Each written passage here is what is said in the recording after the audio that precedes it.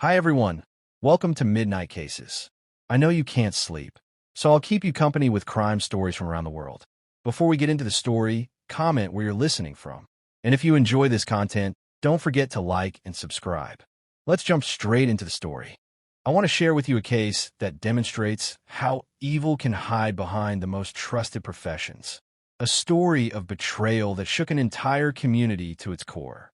This is the case of Beverly Allitt, the Angel of Death, a nurse who used her position of care to murder the most helpless victims imaginable, innocent children under her watch.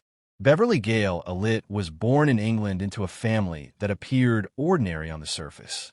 She was one of 4 children, growing up in a small village where everyone knew each other. But from an early age, Beverly displayed troubling behaviors that suggested something was deeply wrong beneath her normal appearance. As a child and teenager, Beverly frequently complained of illnesses and injuries, constantly seeking medical attention for various ailments. She would appear at doctors' offices and hospitals with mysterious symptoms that seemed to have no clear medical cause. Some healthcare providers began to suspect that Beverly was causing her own injuries and illnesses, a condition known as factitious disorder, where individuals deliberately make themselves sick to gain attention and sympathy. Beverly's obsession with illness and medical settings continued into adulthood. She decided to become a nurse, a profession that would give her constant access to the medical environment she craved. She trained at a local hospital and qualified as a state-enrolled nurse, though her training was marked by frequent absences due to various illnesses and complaints. After qualifying, Beverly took a position at Grantham and Kesteven Hospital in Lincolnshire, working on a children's ward. To parents and colleagues, she appeared to be a dedicated young nurse, someone who was always willing to work extra shifts and who seemed particularly attentive to the sickest children. No one suspected that beneath this caring facade lurked something monstrous. Beverly began her crimes shortly after starting work on the children's ward. Her method was insidious and difficult to detect. She would inject children with insulin or potassium, substances that occur naturally in the body but become lethal in large doses. These injections would cause the children to suffer cardiac arrests, sudden collapses, or mysterious deteriorations in their condition. When a child began to crash, Beverly would be the first to respond, calling for help and participating in the resuscitation efforts. She seemed to thrive on the drama and emergency situations, the rushing doctors and nurses, the desperate attempts to save a child's life. This was what she craved, the attention and the sense of being at the center of critical events. Some of the children Beverly attacked survived, though often with lasting damage from the cardiac arrests and oxygen deprivation. Others were not so fortunate. Babies and young children died suddenly and inexplicably while under Beverly's care, their deaths attributed to various medical complications that seemed to appear without warning. Over a period of just 59 days, Beverly murdered 4 children and attempted to murder at least 9 others. The youngest victim was a 7-week-old infant, while the oldest was an 11-year-old girl. These children had been brought to the hospital for routine treatments or minor illnesses, and their parents had every reason to trust they would be safe under the care of medical professionals. The pattern of sudden deteriorations and unexpected deaths on the children's ward eventually caught the attention of doctors and administrators. The number of emergency situations had increased dramatically since Beverly had started working there, and several physicians began to notice that Beverly always seemed to be present when children crashed. The statistical anomaly was too significant to ignore. A senior consultant pediatrician became particularly concerned and began to review cases carefully. He noticed that children would be stable, then suddenly collapse when Beverly was on duty, often requiring emergency resuscitation. The pattern was undeniable once someone looked for it, but it seemed almost impossible to believe that a nurse would deliberately harm the children she was supposed to protect.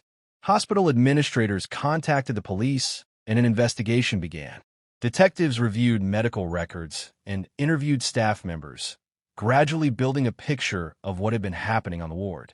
They discovered that Beverly had been present for every suspicious incident, that she had access to the medications that could cause the symptoms the children experienced, and that the spike in emergencies correlated directly with her employment. The investigation focused on specific cases where children had experienced unexplained episodes. Medical experts analyzed blood samples that had been stored and found abnormally high levels of insulin in some cases, levels that could not occur naturally and must have been injected. This provided the physical evidence needed to support what the statistical analysis had suggested. Beverly Alit was arrested and charged with multiple counts of murder and attempted murder. Throughout the investigation and trial, she maintained her innocence, claiming she had done nothing wrong and that the deaths were simply tragic medical events. She showed no remorse and offered no explanation for why so many children had suffered cardiac arrests under her care. The trial presented overwhelming evidence against Beverly. Medical experts testified about the impossibility of the insulin levels occurring naturally. Colleagues testified about Beverly's presence during every incident. The statistical evidence showed that the rate of emergencies on the ward returned to normal as soon as Beverly was removed. The jury found her guilty on all counts. Beverly Alit was sentenced to 13 life sentences for her crimes. The judge described her as a serious danger to others and recommended she remain incarcerated indefinitely. She was sent to a high-security psychiatric hospital rather than a regular prison, as psychiatric evaluations had revealed severe personality disorders. The case devastated the families of her victims. Parents who had trusted the hospital with their children's care learned that a nurse had deliberately harmed and killed their sons and daughters. The betrayal of that trust was almost incomprehensible, adding another layer of trauma to their grief. The Alit case led to significant changes in how hospitals monitor staff and investigate unusual patterns of patient outcomes. Systems were implemented to identify statistical anomalies that might indicate a problem, and protocols were established for investigating concerns about individual healthcare workers. Beverly Alit remains in psychiatric detention, where she has been diagnosed with various personality disorders, including factitious disorder. She continues to claim innocence despite overwhelming evidence of her guilt. Her case stands as one of the most disturbing examples of medical serial killing, a reminder that even in places we consider safe, evil can find ways to operate, and that the most vulnerable among us require constant vigilance and protection from those who would abuse positions of trust. Next story. I want to tell you about a case that exposed the darkest side of humanity and changed how we understand organized criminal depravity. A story of systematic abuse and murder that operated for years under a veil of respectability. This is the case of the Snowtown murders, Australia's most notorious serial killing spree, where a group of men tortured and murdered vulnerable people in a quiet country town. John Bunting was born in Australia into a troubled family marked by poverty and dysfunction. His childhood was difficult, and he grew into an angry, bitter man who harbored intense hatreds and prejudices. John had strong opinions about what he considered undesirable members of society, particularly those he viewed as deviants or criminals. He spoke often and passionately about his belief that certain people did not deserve to live. John was charismatic in his own way, able to attract followers who were drawn to his certainty and his willingness to express extreme views without restraint. He presented himself as a protector of the community, someone willing to do what others would not to cleanse society of those he deemed worthless. This rhetoric appealed to vulnerable people who were looking for purpose and belonging. John formed relationships with several individuals who would become his accomplices in murder. Robert Wagner was one of his closest associates, a man who shared John's hatreds and who proved willing to participate in violence. Mark Hayden and James Vlasakis also became part of John's circle, drawn in through family connections and gradually indoctrinated into his twisted worldview. The group began targeting people they knew, individuals from their own community who they decided deserved to die. Their victims were often vulnerable people living on the margins of society. Those receiving disability benefits, individuals with mental health issues, or people the group simply decided were undesirable for various reasons. Many victims were known to the killers, sometimes even related to them or living in the same neighborhoods. John and his accomplices would lure victims to locations where they could attack without interruption. The murders were not quick or merciful. The group tortured their victims extensively, subjecting them to prolonged suffering before finally killing them. They seemed to take pleasure in the torture, viewing it as punishment for whatever perceived failings they attributed to their victims. What made these crimes particularly calculated was the financial dimension. After murdering their victims, the group would continue to collect their welfare benefits, forging signatures and creating false stories about why the victims had moved away or were unavailable. This provided the killers with income while also helping to delay discovery of the murders, as authorities assumed the missing people were simply living elsewhere. The bodies of the victims were disposed of in various locations initially, but the group eventually settled on a truly horrifying method of storage. They began placing dismembered remains in barrels filled with acid, storing these barrels in an abandoned bank vault in the small town of Snowtown. The vault provided privacy and security, allowing them to store the evidence of their crimes without fear of discovery. Over several years, the group murdered at least 11 people, though some investigators believe the true number may be higher. The victims ranged in age and background, but most shared the characteristic of being vulnerable and isolated, people whose disappearance might not be immediately investigated or taken seriously. The murders continued for years without detection.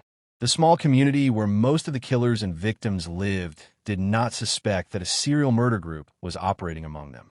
People noticed that certain individuals had disappeared, but the explanations offered by the killers, that people had moved away or were staying elsewhere, were generally accepted without deep investigation. The case finally broke open when police began investigating the disappearance of several people and noticed connections between the missing individuals and John Bunting's circle. As they dug deeper, they discovered the welfare fraud scheme and realized that people supposedly alive and receiving benefits had not actually been seen in years. The investigation led police to the abandoned bank vault in Snowtown. What they discovered there shocked even experienced homicide detectives. The barrels contained human remains in various states of decomposition, body parts that had been stored like refuse in this makeshift tomb. The scene was described as one of the most horrific crime scenes in Australian history. As police identified the remains and built their case, the full scope of the murders emerged. Victims had been tortured for hours before being killed, sometimes over multiple days. The level of cruelty was extraordinary, with evidence of extreme physical and psychological torture. Some victims had been forced to call family members while being tortured to maintain the appearance that they were still alive and well. John Bunting, Robert Wagner, Mark Hayden, and James Vlasakis were all arrested and charged with multiple murders. The investigation revealed a group dynamic where John served as the leader and ideologue, while the others participated to varying degrees in the actual killings. The trials that followed were lengthy and complex, with evidence presented about each murder and the relationships between the killers and their victims. The prosecution had to prove not just that the murders occurred, but who participated in each killing and to what degree. The defense attempted to argue that some of the accused had been manipulated or coerced by John, but the evidence showed active participation by multiple members of the group. John Bunting and Robert Wagner were convicted of multiple murders and received life sentences without possibility of parole. James Vlasakis pleaded guilty and cooperated with authorities, receiving a lesser sentence in exchange for his testimony. Mark Hayden was convicted as an accessory to murder. The Snowtown case had a profound impact on Australia. The small town where the barrels were discovered became forever associated with the crimes, despite most of the murders having occurred elsewhere. The case raised disturbing questions about how vulnerable people could be victimized so systematically without intervention. For the families of the victims, the case brought devastating knowledge about the suffering their loved ones had endured. Many victims have been reported missing, but their cases had not been prioritized, allowing the killers to continue operating for years. The case exposed failures in how missing persons cases involving marginalized individuals were handled and led to reforms in welfare systems to prevent fraud that could mask ongoing crimes. John Bunting remains in prison, where he continues to serve his sentence. The Snowtown murders stand as one of Australia's darkest criminal cases, a reminder of how hatred and cruelty can flourish when vulnerable people are not protected, and when evil finds companionship in others willing to participate in unspeakable acts. Next story. I want to share a story that reveals the terrifying reality of evil hiding within families. A case that shows how trust can be weaponized and innocence destroyed by those meant to protect it. This is the case of Josef Fritzl, an Austrian man who imprisoned his own daughter for decades in a hidden dungeon beneath his home. Josef Fritzl was born in Austria during a time of great upheaval and hardship. His childhood was marked by the absence of his father and the domineering presence of his mother, a cruel woman who beat him regularly and told him he was worthless. She controlled every aspect of his life with an iron fist, creating in Joseph a twisted understanding of power, control, and family relationships.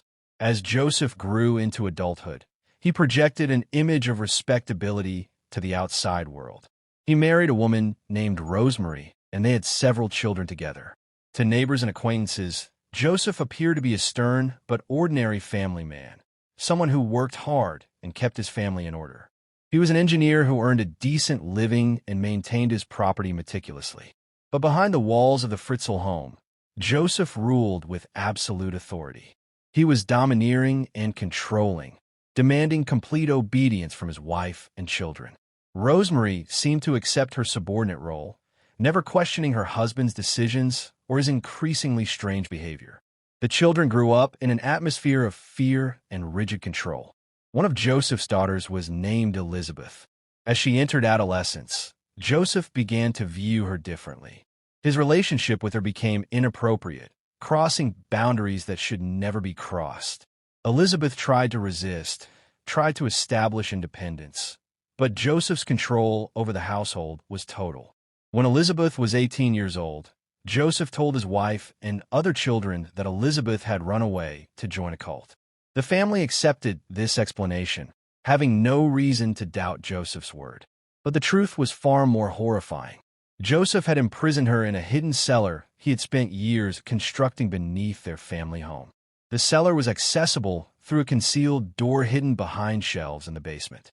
It required passing through multiple locked doors that Joseph had designed specifically to prevent escape. Once past these obstacles, a narrow corridor led to a small series of rooms buried deep underground, soundproofed and completely isolated from the outside world. Joseph forced Elizabeth into this dungeon and told her she would never leave. For the next 24 years, Elizabeth remained imprisoned in that underground space, never seeing daylight, never breathing fresh air, completely cut off from the world she had known. Her father was her only contact with the outside, visiting her regularly to bring food and supplies, and to assault her repeatedly. The horror of Elizabeth's situation deepened when she became pregnant from her father's assaults.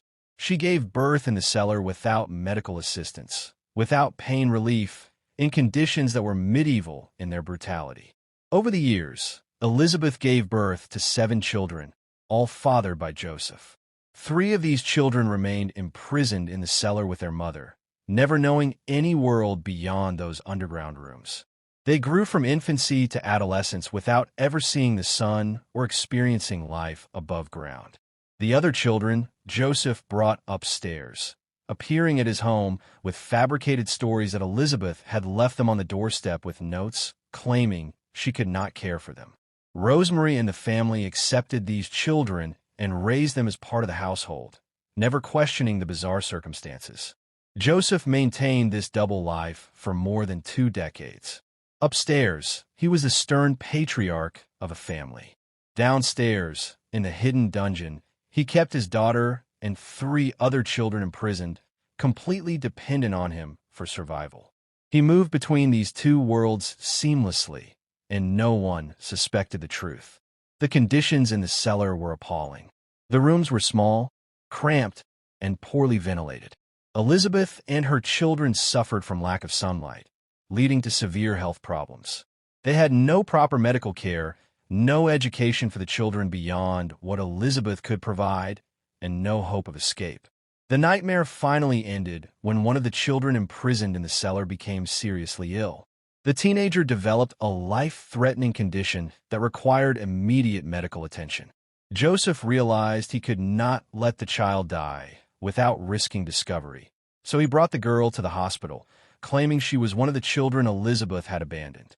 Hospital staff found the girl's condition deeply concerning, not just her immediate illness, but evidence of severe neglect and developmental problems from lack of sunlight and proper nutrition. They pressed Joseph for information about the girl's mother, insisting they needed to speak with Elizabeth. Joseph tried to deflect, but the hospital staff persisted, and police became involved. Under pressure, Joseph finally agreed to bring Elizabeth to the hospital. He went to the cellar and brought her out for the first time in 24 years. When police interviewed Elizabeth privately, away from her father's controlling presence, the truth finally emerged. She told them about the dungeon, about the decades of imprisonment, about the children still trapped underground. Police immediately arrested Joseph and searched his property. When they discovered the hidden cellar and freed the 3 children still imprisoned there, the world learned the full horror of what had occurred. The case shocked Austria and the international community. People struggled to comprehend how such a thing could happen. How a man could imprison his own daughter and children for decades while maintaining a normal appearance. Joseph's wife Rosemary claimed she had known nothing about the dungeon or the imprisoned family members. She said Joseph had forbidden anyone from entering the basement, and that she had never questioned his authority. Many people found this difficult to believe, but Rosemary maintained her ignorance and was never charged with any crime. Joseph was arrested and charged with multiple crimes, including imprisonment, assault, and causing death, as one of the babies born in the cellar had died shortly after birth. During his trial, Joseph showed little remorse, attempting to justify his actions. The court found him guilty on all counts and sentenced him to life imprisonment. Elizabeth and her children faced the enormous challenge of adjusting to life in the outside world. The children who had spent their entire lives underground had never learned basic social skills, had never attended school, and had severe health problems. Extensive therapy and medical treatment were required, and their identities were protected to give them a chance at building normal lives. The Fritzl case exposed questions about how such abuse could go undetected for so long. The case led to reforms in how suspicious child welfare situations are handled and investigated. Joseph Fritzl remains imprisoned, where he will spend the rest of his life. His case stands as one of the most disturbing examples of familial abuse in modern history. Next story. I want to share with you one of the most disturbing cases in criminal history. A story that shows how a respected member of society can hide unthinkable evil. This is the case of Dennis Nilsen, the kindly killer, a civil servant who murdered numerous young men in his London flat and disposed of their bodies in grotesque ways. Dennis Andrew Nilsen was born in Scotland into a family marked by absence and emotional coldness. His father was a Norwegian soldier who left the family when Dennis was young, and Dennis was raised primarily by his mother and grandparents. His grandfather was the most important figure in his early life, the one person who showed him warmth and affection. When Dennis was 6 years old, his beloved grandfather died suddenly. The family made the decision to show young Dennis the body, believing it would help him understand death. Instead, the experience traumatized him deeply. He could not reconcile the cold, lifeless form with the warm, loving man who had been his anchor. This encounter with death at such a young age would shape his psychology in profound and terrible ways. Dennis grew up isolated and lonely. He struggled to form meaningful relationships and felt fundamentally different from others around him. He realized as a teenager that he was attracted to men, but in the repressive environment of the time, he could never express or explore these feelings openly. This forced him into a life of secrecy and internal conflict that intensified his sense of alienation. Dennis joined the army and served for years, learning skills and discipline, but never finding the connection he desperately craved. After leaving the military, he worked various jobs before settling into a position as a civil servant at a job center in London. To his colleagues, Dennis appeared to be a quiet, polite, somewhat eccentric man who was perfectly harmless. Dennis lived alone in a ground-floor flat in North London, a modest apartment that would become the scene of horrific crimes. His loneliness had become unbearable, a constant ache that dominated his existence. He began frequenting pubs and bars where he would meet young men, often homeless or transient individuals who had few connections and whose disappearance might not be immediately noticed. Dennis would invite these men back to his flat, offering them food, drinks, and a place to stay.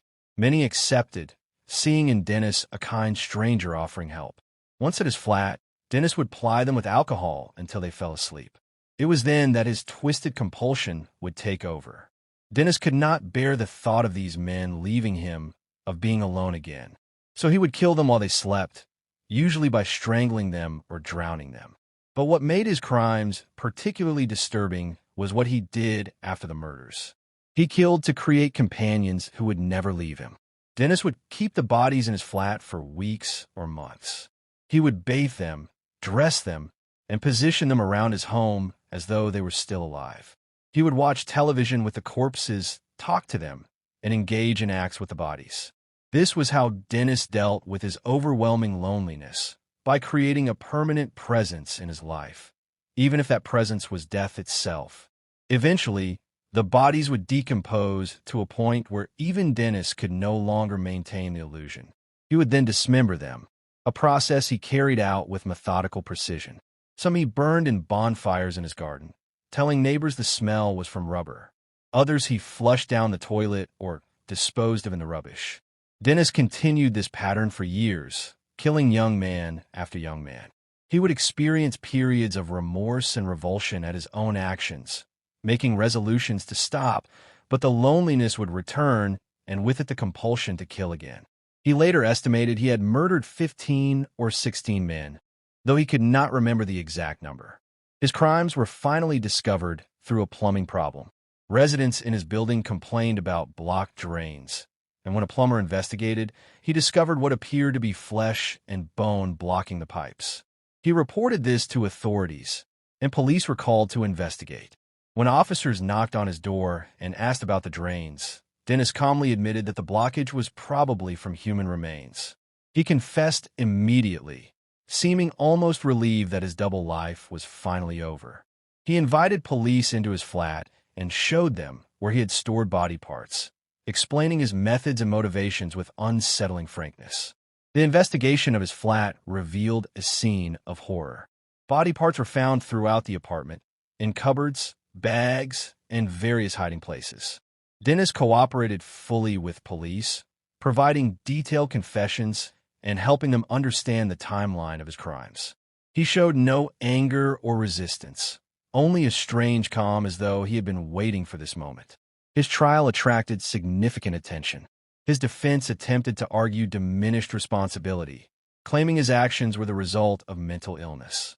Psychiatric evaluations revealed a complex individual with profound psychological issues, including his traumatic encounter with death as a child, his repressed sexuality, and his inability to form normal human connections. However, the prosecution argued that Dennis knew exactly what he was doing, that he planned his murders carefully and took steps to avoid detection. The jury agreed, finding him guilty of multiple counts of murder. He was sentenced to life imprisonment with a recommendation that he serve a minimum of 25 years. In prison, Dennis became a surprisingly articulate chronicler of his own crimes and psychology. He gave extensive interviews, wrote detailed accounts of his life and motivations, and engaged with psychologists and criminologists trying to understand what had driven him to kill. Some found his introspection helpful in understanding serial murder, while others felt he was simply continuing to manipulate and seek attention. Dennis described his crimes as driven by a desperate fear of abandonment and loneliness. He said he killed to prevent the pain of separation, to create a companion who could never leave him. This explanation, while not excusing his actions, provided insight into a particular type of serial killer driven not by sadism or hatred, but by a twisted form of need and attachment. The victims of Dennis Nilsen were predominantly young men who were homeless, unemployed, or otherwise vulnerable. Many came from troubled backgrounds and had limited family connections. Their disappearances often went unreported or uninvestigated, allowing Dennis to continue killing for years. This highlighted serious societal failures in how missing persons cases involving marginalized individuals were handled. Dennis Nilsen died in prison after serving decades of a sentence. He never expressed genuine remorse that satisfied anyone, though he wrote extensively about his understanding of his own psychology. His case remains one of Britain's most disturbing serial murder cases, a reminder that loneliness and isolation, when combined with psychological damage and unchecked impulses, can create monsters who hide behind masks of normalcy and respectability. Next story. I want to tell you about a case that revealed how darkness can consume an entire household and turn a family into a nightmare. A story of manipulation, control, and systematic violence that shocked the world. This is the case of Gertrude Banaszewski, who orchestrated the torture and murder of a teenage girl left in her care, turning her own children and neighborhood kids into participants in unspeakable cruelty. Gertrude Banaszewski was born in Indiana during the Great Depression into a family struggling with poverty. Her childhood was marked by instability and hardship, and she grew into a troubled woman with a history of failed relationships and mounting bitterness. By middle age, Gertrude was a mother of 7 children, living in poverty in Indianapolis, struggling to feed her family and dealing with chronic health problems that left her weak and often bedridden. Gertrude's life was a cycle of failed marriages, financial desperation, and increasing anger at the world. She felt cheated by life, abandoned by men, and overwhelmed by the burden of raising so many children alone. This bitterness festered inside her, creating a reservoir of rage that would eventually find an outlet in the most terrible way imaginable. Into this troubled household came Sylvia Likens, a 16-year-old girl whose parents were carnival workers traveling the country. Sylvia's parents needed someone to care for their 2 daughters while they were on the road, and they made an arrangement with Gertrude to board Sylvia and her younger sister Jenny in exchange for payment each week. The parents had no way of knowing they were leaving their daughters in the hands of a monster. At first, the arrangement seemed to work adequately. Sylvia and Jenny moved into the crowded Banaszewski home, sharing space with Gertrude's 7 children and the various neighborhood kids who always seemed to be around. But when the first payment from Sylvia's parents was late, something shifted in Gertrude. She began to take her frustrations out on Sylvia, starting with verbal abuse and minor punishments. Gertrude's treatment of Sylvia quickly escalated. She began beating the girl for perceived infractions, real or imagined. Sylvia was accused of various things, though there was no evidence for any of these claims. Gertrude seemed to need a target for all her rage and disappointment, and Sylvia, a stranger in the house with no one to protect her, became that target. What made this case particularly horrifying was how Gertrude drew others into her campaign of torture. She encouraged her own children to beat and torment Sylvia. She invited neighborhood children to participate, turning the abuse into a group activity. She created an environment where cruelty became normalized, where hurting Sylvia was presented as punishment she deserved, as entertainment, as something that everyone could participate in without consequence. The torture of Sylvia escalated over weeks and months into acts of shocking brutality. She was beaten regularly, burned with cigarettes, forced to eat food mixed with garbage, and denied basic necessities. Gertrude and the children would make Sylvia perform degrading acts while they watched and laughed. The basement of the house became a torture chamber where Sylvia was subjected to the most horrific treatment. Gertrude's teenage daughter and son participated actively, as did several neighborhood boys who were drawn into the abuse. These children, some quite young, committed acts of terrible cruelty against Sylvia, seemingly without understanding the enormity of what they were doing. Gertrude had created an atmosphere where Sylvia was dehumanized to such an extent that even children felt entitled to torture her. One of the most shocking aspects of the abuse was that Gertrude had one of the boys carve words into Sylvia's abdomen with a heated needle, branding her with degrading insults. This was done over hours while Sylvia was restrained and helpless. The infection from these wounds, combined with malnutrition and the cumulative effects of months of beatings, was slowly killing her. Sylvia's younger sister, Jenny, witnessed much of the abuse but was powerless to stop it. Jenny had a physical disability that made her vulnerable, and she feared that intervening would result in her becoming a victim as well. She watched helplessly as her sister was destroyed piece by piece, day after day, in that house of horrors. Neighbors heard screams and suspected something was wrong, but no one intervened. Some saw Sylvia's injuries and did nothing. In an era when people were reluctant to interfere in family matters, the signs of abuse were ignored or dismissed. Sylvia herself had been prevented from going to school or leaving the house, isolated from anyone who might help her. After months of torture, Sylvia's body finally gave out. She died in the basement of the Banaszewski home from the accumulated effects of her injuries, malnutrition, and infection from her wounds. Even as she lay dying, Gertrude forced her to write a note claiming she had been attacked by boys, attempting to create a false narrative that would deflect blame. After Sylvia's death, Gertrude called the police, claiming the girl had been injured by a gang of boys and had died from those injuries. But the evidence at the scene told a different story. Sylvia's body showed signs of prolonged, systematic torture. The investigators quickly realized they were looking at something far more sinister than a simple assault. Jenny, Sylvia's younger sister, told police the truth about what had happened. Her testimony revealed the full horror of what Sylvia had endured and who was responsible. Police arrested Gertrude, several of her children, and some of the neighborhood boys who had participated in the torture. The trial that followed shocked the nation. Evidence was presented detailing the months of torture Sylvia had suffered. Witnesses testified about the casual cruelty, the way abuse had become entertainment for those in the house. The public struggled to understand how a woman could orchestrate such treatment of a child left in her care, and how children could be turned into torturers. Gertrude Banaszewski showed no genuine remorse during the trial.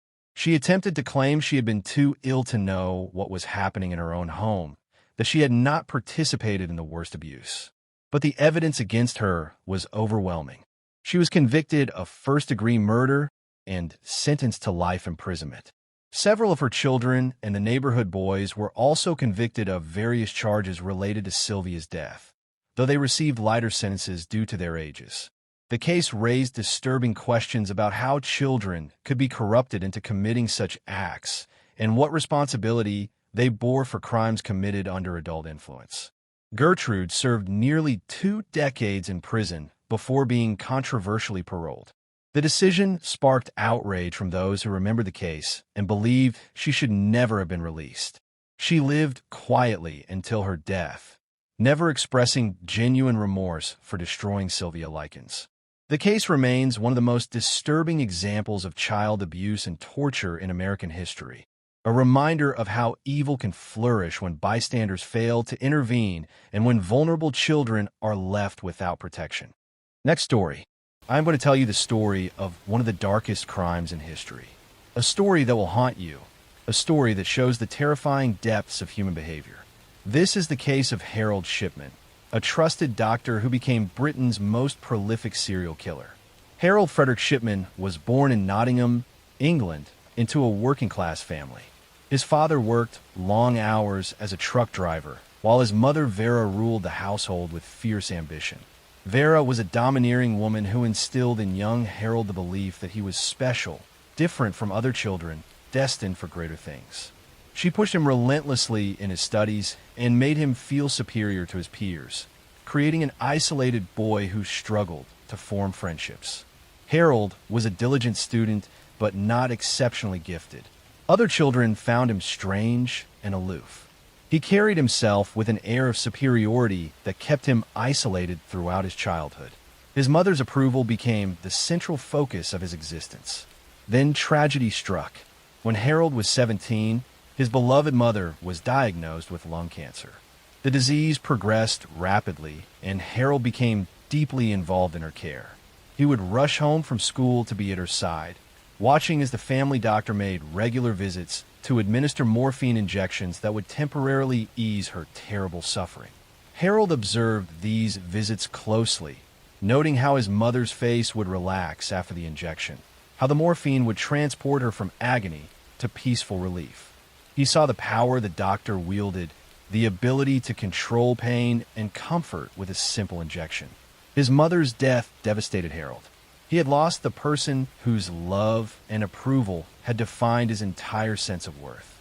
Psychological experts would later theorize that his future behavior represented a twisted attempt to recreate those final months, to place himself in the role of the powerful doctor who controlled life and death. Despite his grief, Harold continued his education and earned a place at medical school. At university, he met Primrose, and when she became pregnant, they married quickly. Harold qualified as a doctor and began working as a general practitioner. From the outside, his life appeared conventional. But within just a few years, serious problems emerged. Harold's partners became suspicious about his frequent requests for large quantities of pethidine, a powerful painkiller. Investigation revealed he had been forging prescriptions to feed his own drug addiction. He was convicted of forgery and drug offenses, fined, and temporarily removed from the medical register. After rehabilitation, Harold convinced authorities he deserved a second chance and was allowed to return to medical practice. Harold sought a fresh start in Hyde, a small town in Greater Manchester. He joined a local medical practice and quickly established himself as hardworking and dedicated.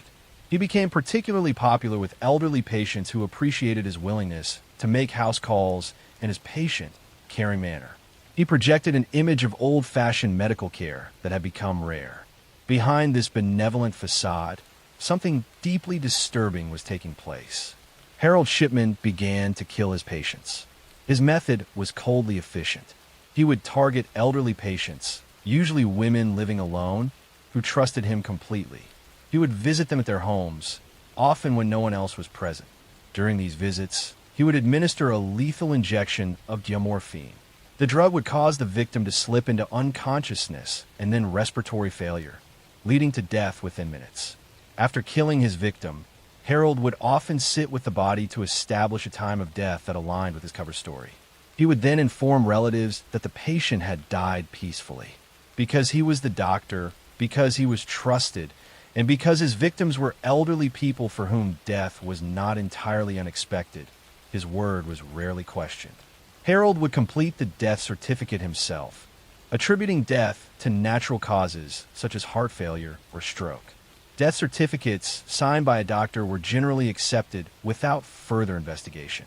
This systemic weakness gave Harold tremendous freedom to kill without detection. For nearly 2 decades, Harold killed without being caught. Investigators would later estimate he murdered approximately 250 patients, making him one of history's most prolific serial killers. His victims were predominantly elderly women with some existing health conditions, making sudden death seem plausible. Some experts believe Harold killed for the sense of power and control it gave him. By deciding who lived and died, he elevated himself to godlike status. Others point to his relationship with his mother and those final months of her illness. Perhaps in killing elderly women in the manner he chose, Harold was unconsciously reenacting those scenes from his youth, but this time he was the powerful doctor administering the injection. He was in control. The beginning of the end came when Harold killed Kathleen Grundy, a former mayoress who was healthy and active in her community. Harold signed her death certificate and pushed for quick cremation. However, Kathleen's daughter Angela was a solicitor trained to notice irregularities. She became deeply suspicious when she discovered her mother's will had been recently changed to leave everything to Harold Shipman. The will was obviously forged, poorly typed on Harold's own typewriter. Angela reported her suspicions to police. When investigators exhumed Kathleen's body, it contained massive amounts of diamorphine. She had been murdered. As the investigation expanded, detectives examined other deaths under Harold's care and discovered his patient death rate was significantly higher than other local doctors. More bodies were exhumed, revealing case after case of morphine poisoning following the same pattern. Harold was arrested and charged with multiple murders. Throughout his trial, he maintained his innocence, showing no remorse or emotion. The prosecution presented overwhelming evidence, bodies showing lethal drug levels, Harold's presence at the time of death, his control over death certificates, and a forged will. The defense had no credible explanation. The jury found Harold guilty on all counts. The judge sentenced him to life imprisonment, describing the murders as wicked and evil betrayals of trust. Harold showed no emotion as he was led away to prison. A massive public inquiry later concluded he had killed approximately 250 patients over his career. The case exposed serious failures in medical oversight, leading to significant reforms in British medical practice. Several years into his sentence, Harold Shipman hanged himself in his prison cell. He left no confession, no explanation, taking his secrets to the grave. Harold Shipman's legacy extends far beyond his horrific body count. He represents one of the most extreme examples of betrayed trust in criminal history.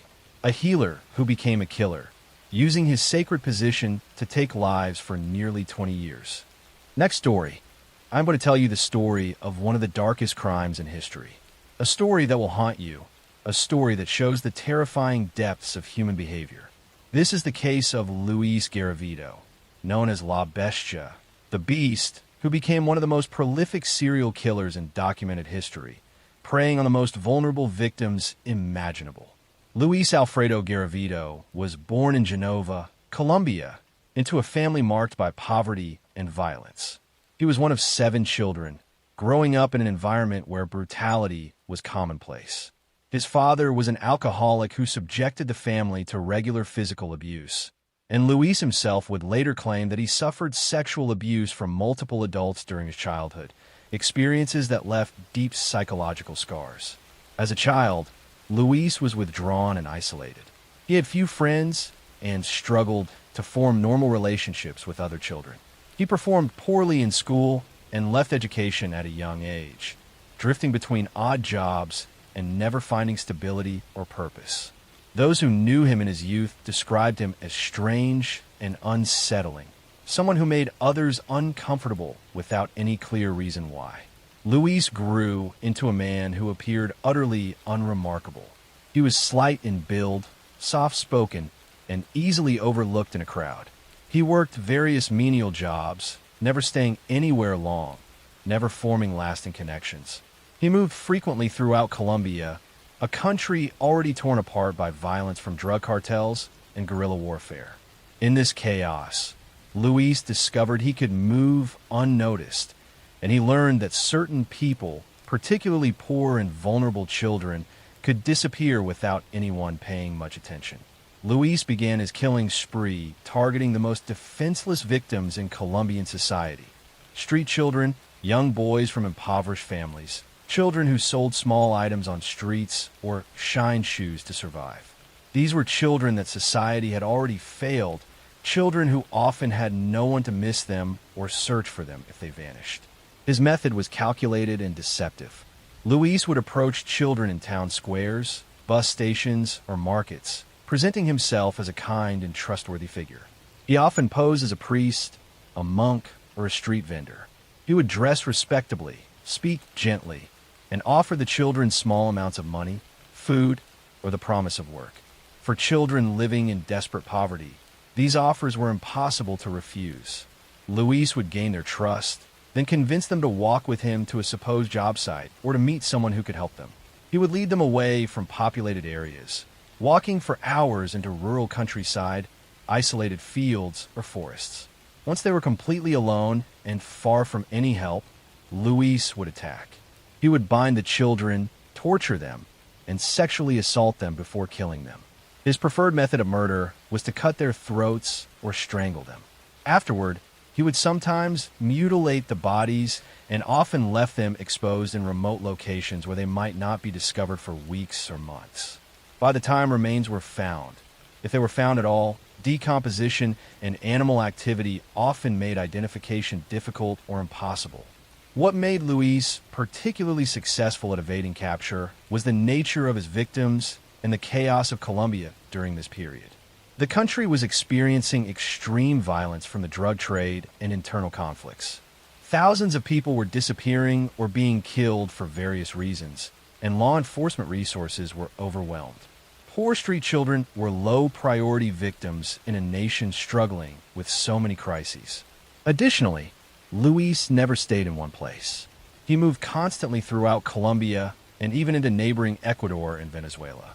He would commit murders in one region, then disappear and surface hundreds of miles away weeks or months later. This mobility made it extremely difficult for local police forces to recognize patterns or connect crimes across different jurisdictions. For years, Luis killed with shocking frequency. He later confessed to murdering approximately 140 children, though investigators believe the true number could be significantly higher, possibly as many as 300 victims. The sheer scale of his crimes is almost incomprehensible, representing one of the worst cases of serial murder in modern history. What finally led to Luis's capture was a combination of changing circumstances and his own escalating recklessness. As the Colombian government began to achieve more stability and improve law enforcement capabilities, authorities started to pay more attention to the pattern of missing and murdered children. Different police departments began sharing information and noticed similarities in cases across various regions. Luis was eventually apprehended after attempting to assault a boy who managed to escape and alert authorities. When police arrested Luis, he initially denied everything, but under interrogation, he eventually began to confess. What emerged was a horrifying account of years of predatory behavior and murder spanning much of Colombia. Luis led police to many burial sites, helping them recover remains of victims who had never been reported missing or whose disappearances had never been investigated. He provided details of his crimes with disturbing calmness, showing no genuine remorse for the children he had destroyed.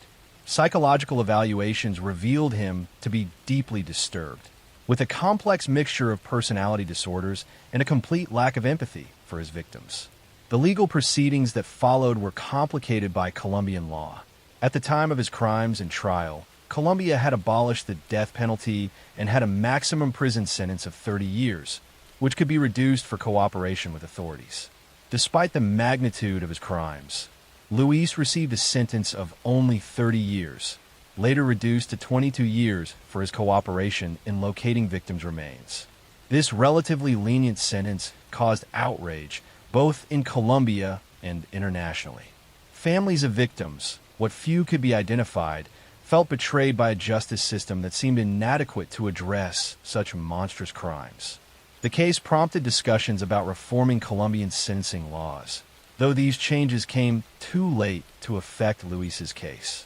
Psychological experts who examined Luis struggled to fully understand his motivations. He showed characteristics of antisocial personality disorder and pedophilia, combined with a history of childhood trauma and abuse. Some theorized that his crimes represented a twisted form of power and control, allowing someone who had been powerless and victimized as a child to dominate and destroy others who reminded him of his younger self.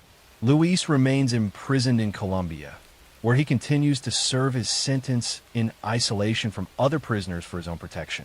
He has given various interviews over the years, sometimes expressing what appears to be remorse, other times showing the same cold detachment that characterized his crimes. Mental health professionals remain divided on whether he experiences genuine guilt or simply mimics appropriate emotions. Next story. I'm going to tell you the story of one of the darkest crimes in history.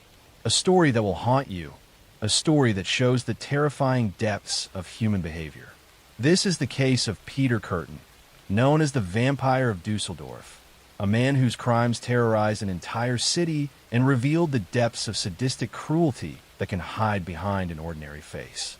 Peter Curtin was born in Cologne, Germany, into a family consumed by poverty, alcoholism, and violence.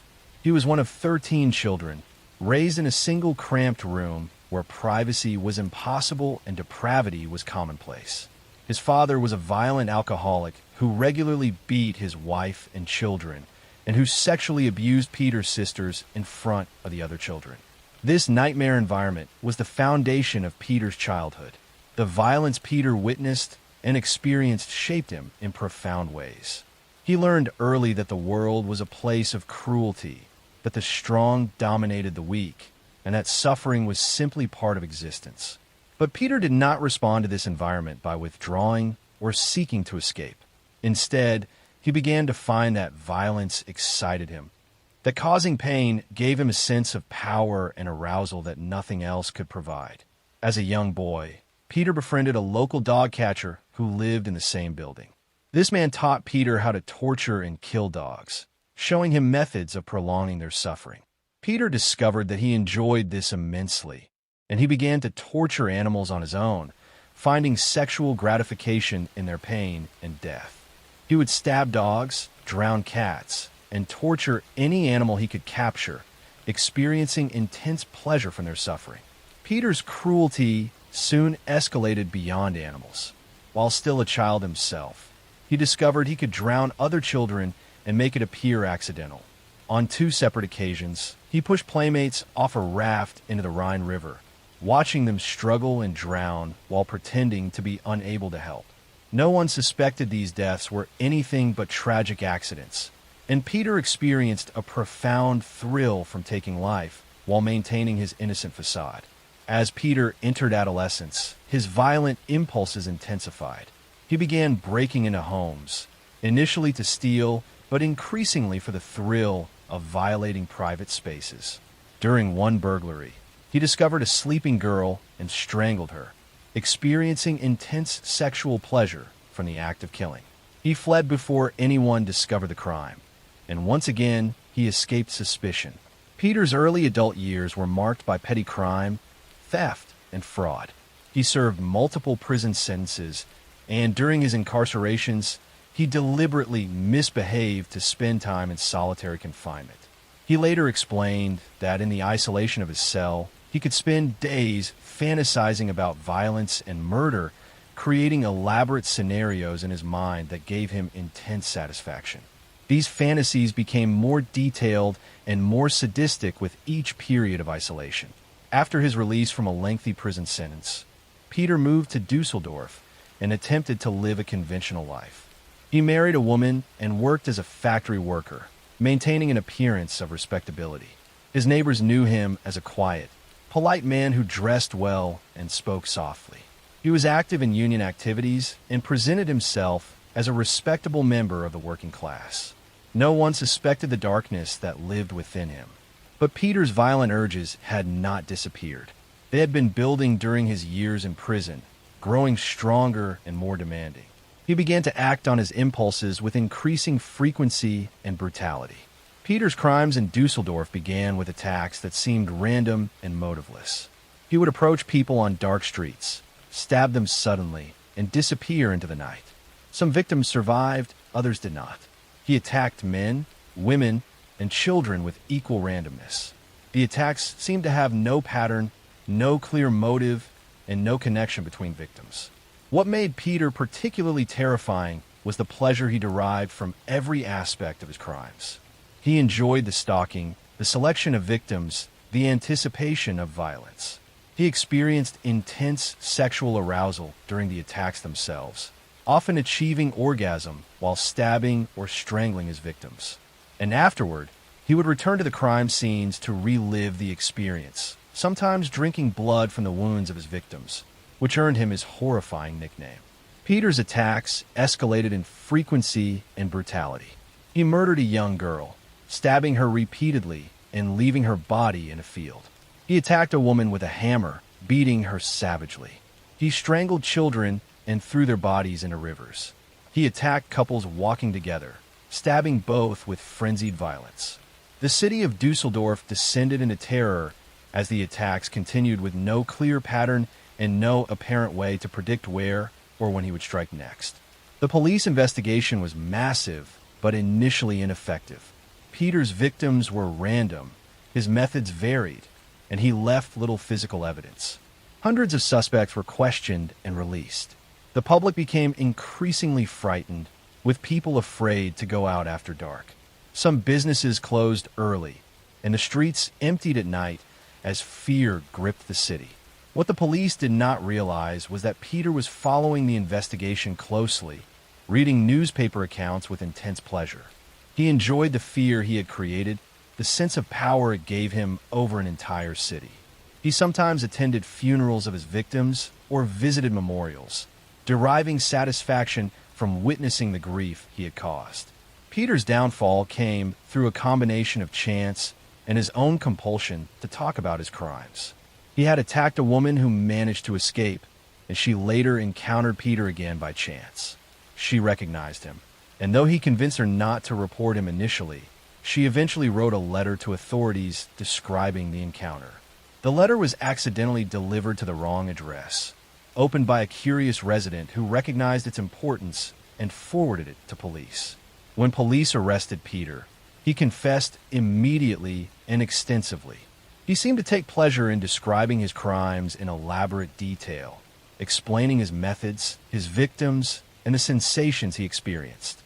He confessed to dozens of murders and attempted murders, leading police to victims they had not connected to the same killer. Psychological experts who examined Peter found him to be fully aware of right and wrong, capable of controlling his behavior, but utterly indifferent to the suffering of others. He killed because it gave him pleasure, and he felt no more remorse for murdering humans than someone might feel for swatting a fly. He described his crimes with clinical detachment, sometimes becoming animated only when describing particularly brutal details that clearly excited him. Peter's trial attracted international attention. He was ultimately convicted of multiple murders and sentenced to death. He went to his execution calmly, reportedly asking whether he would be able to hear his own blood gurgling after the blade of the guillotine severed his head, curious to experience even his own death as a source of sensation. Next story. I'm going to tell you the story of one of the darkest crimes in history. A story that will haunt you. A story that shows the terrifying depths of human behavior. Charles Cullen, a seemingly gentle nurse, moved quietly between hospitals in New Jersey and Pennsylvania, his presence unnoticed except by those who witnessed the quiet, inexplicable deaths that seemed to follow wherever he went. His crimes stretch across 16 years and multiple medical institutions, an unfolding nightmare in the spaces where people expected healing and care, not harm. Nurses are trusted, guardians in the lonely hours of the night, caregivers at the threshold of suffering. Charles Cullen used that trust to mask a hidden agenda. Patients under his care started to die in unusual ways, cardiac arrests and sudden deteriorations common in wards. But the frequency and oddity of these deaths drew only brief suspicion at first. Some were elderly, sick, already close to the end of life. Others, recovering, stable, died with a suddenness that baffled staff and devastated families. Few imagined these moments were not fate, but design. Charles's method was silent and almost invisible. On his shifts, he would select a patient, a process that seemed at times random and at other times disturbingly intentional. He employed his knowledge of hospital drugs, using medications like digoxin, insulin, and others untraceably lethal in the right doses. These substances, administered in the stillness of nighttime rounds or the ordinary bustle of day shifts, would tip the most vulnerable patients into fatal cardiac arrhythmias, respiratory distress, and then nothingness. He was meticulous. Vials were sometimes replaced, records occasionally altered, but most often it was the very nature of hospital life that hid the evidence. Death in these settings can be ascribed to the ravages of disease, the failures of biology rather than intent. In the post-mortem debates among medical teams, Charles was present as a quiet, reliable staff member, rarely a suspect. For many years, the only pattern was tragedy. Still, whispers spread through the halls. An abnormally high mortality rate, notes of missing medications, a feeling of unease around the calmness of Cullen's demeanor. Nurses here and there spoke of concerns, flagged irregularities, but the lack of hard evidence and the fear of implicating a colleague made these warnings easy to overlook or quietly downplay. Hospital administrators, perhaps more concerned with liabilities than justice, often accepted Cullen's resignation when suspicion encroached, allowing him to move on before resolute questions could be asked. For years, Charles Cullen moved from hospital to hospital, sometimes dismissed for odd behavior, sometimes quietly compelled to resign. His resume was patchworked with frequent changes, yet each new facility offered fresh trust. Where he went, unexplained patient deaths would soon follow. The first real breakthrough began with someone who refused to simply accept despair. Amy Luffrin, a fellow nurse at Somerset Medical Center, began to notice the disturbing patterns that no one else seemed to be seeing. A series of suspicious codes, unexpected fatalities among patients whose cases should not have ended in death, vials of medication missing or unaccounted for. Amy started to piece it together, documenting her observations and risking her own safety to go to the hospital administration. Faced with mounting anomalies, Somerset Medical launched an internal investigation. Early doubts were met with hesitation, as administrators were wary to accuse and quick to attribute the spike in deaths to bad luck or innocent error. But the pattern soon became undeniable. Drug records and hospital logs began to clearly indicate administering of lethal doses aligning with Cullen's scheduled shifts. Medical examiners found elevated levels of digoxin and insulin in the bloodstreams of several victims, substances not prescribed to many of the deceased patients. In the fall of 2003, detectives and prosecutors were brought in. The investigation methodically reconstructed every shift and every death, correlating hospital records and drug logs to form a chilling picture of calculated, repeated murder. Forensic breakthroughs included digital audit trails on medicine dispensing systems, making it possible to track what vials were accessed, in what quantities, and by whom. It was a meticulous process, piecing together years of hospital data, matching drug records to code blue events, and painstakingly interviewing staff. Cullen was approached by detectives. The interviews revealed a man at the end of endurance, pale and exhausted. Under questioning, his calm facade fell apart. He confessed, at first in halting fragments, then in a torrent of guilt and regret. Charles admitted to dozens of murders, voicing a twisted logic for his actions, claiming he was ending suffering, that he was an angel of mercy, but each justification rang hollow against the reality. Families left in ruin, lives ended not by chance but intent. In the courtroom, the case drew nationwide attention. An ordinary man in scrubs and glasses who'd done the unthinkable under the cover of care. The trial was painstaking, the evidence vast. Witnesses spoke of trust betrayed, their voice trembling as they recounted the last moments with loved ones now known to be victims. Medical experts explained the exacting science behind the crimes, detailing how the drugs used were masked by standard practice, how the patterns only became obvious over years. Defenders attempted to present mitigating circumstances, mental illness, years of trauma, but the enormity of his actions swept aside such explanations. In the end, Charles Cullen was sentenced to multiple life terms, with no possibility of parole. He would never again walk a hospital ward, never again have the trust of the vulnerable in his hands. The aftermath left a lingering tension in the medical world. Institutions re-examined hiring protocols, scrutinized record-keeping, and the movement of staff flagged for cause. The Cullen case prompted sweeping reforms, stricter oversight of medication use, more rigorous systems for tracking drug administration, mandatory reporting of suspicious patterns, and new wariness whenever patterns of unexplained death emerged in medical settings. To this day, the name Charles Cullen conjures unease. Hospitals that once saw themselves as sanctuaries became more vigilant. The case haunted policy discussions, reinforced the crucial role of whistleblowers like Amy Luffrin, and left the medical profession reckoning with the uncomfortable truth that evil can sometimes wear the gentlest of faces. For those who lost loved ones, the case offered little closure. Only the awareness of just how fragile trust can be in places designed for hope. For society, Cullen's story remains a reason to demand vigilance and transparency, to remember the lesson that sometimes darkness moves in the most unsuspected places, and that justice, though delayed, must nevertheless prevail. Next story. I'm going to tell you the story of one of the darkest crimes in history. A story that will haunt you. A story that shows the terrifying depths of human behavior.